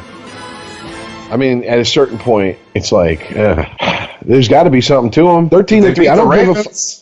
I don't give a fuck how easy your schedule is. 13-3 is not an easy accomplishment in today's NFL. Looking at their schedule, they didn't have an easy schedule. That's why I'm saying that. So Packers, Bengals, Panthers, Falcons, Lions, Rams, Redskins, Browns, Ravens, Packers, Bears, Lions, Buccaneers, Steelers, Saints. They stomped the shit out of the Saints. Yeah, oh, look at that. Yeah, no, they're playing the Saints 2 games in a row. The Saints were their last game of the season. No, I will say this. I think Sean Payton is a good enough head coach to where if he saw any weakness, he's going to be able to exploit it, at least in game planning. Now, if they can execute the game plan is a different story. And if the Vikings are dumb enough to go out there with the same game plan they played them with the last time, I mean, it does happen. The one game that comes to mind is, my beloved Bucks played the fucking Eagles in the regular season the year they won the Super Bowl, and they lost in Philly. And Sapp went up to Gruden and said, I'm tired of losing these fucking guys. And Gruden said, I got them. I got their blitzes. I got how they fucking run their offense. If we see them again, they're ours. And the Eagles got cocky and didn't make enough adjustments to their game. And the Bucks did exactly what the fuck Gruden said they were going to do. So, to me, I just think the Vikings 13-3, that's not an accident. That's not a fluke. I can't dismiss them anymore. Now, I don't mean if I think they go to the Super Bowl against Patriots, they're winning. That ain't happening, but whatever. Yeah. Well, we'll see. So next week we'll be next week we'll be previewing the title games, the conference. Yeah. If we come in here next week and it's Eagles, Titans, Jags, and Saints, I quit. I mean, at that point, it's like the world. It's like that scene from Ghostbusters. Dogs and cats getting along, it's just... Dogs and cats living together, mass hysteria. Yeah, exactly. Exactly. Well, that's a good note to go out on. Hit us up on Twitter at Sporty Podcast. If you want to agree with us or disagree with us, or whatever you want, you can email the show, sporty@christophermedia.net. Make sure you like it and share it on the Facebook. And we will catch you next week. All right. Later, guys. Peace out, y'all. If you like this show, please tell a friend. Please follow us on Twitter and like and share us on Facebook by searching for Christopher Media. You can subscribe to all ChristopherMedia.net shows for free on ChristopherMedia.net. Please make sure to rate and comment on all your favorite Christopher Media shows. Thank you in advance for supporting Christopher Media by clicking on the PayPal button and by clicking through to all the sponsors who support ChristopherMedia.net. Thank you for visiting ChristopherMedia.net, and thank you for listening. Thank you for visiting ChristopherMedia.net.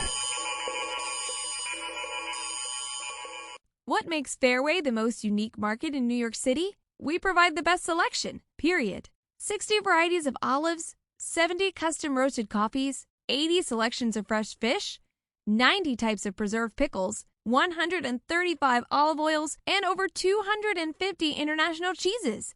How unique is that? Fairway, like no other market. Visit your local Fairway today. It's 50 years of the ShopRite Can sale. 5 decades of unbeatable deals and this unforgettable song. Now, ShopRite does the can, selling lots of brands of everything in cans. Today's week of sex and cash. So the ShopRite Can Dash. You'll save so much on every brand. Now's the time to shop at ShopRite Can Dash. Now's the time to stock up and save. Now's the time to stock up and celebrate. Celebrating the 50th anniversary of the ShopRite Can sale. Stock up and save at ShopRite.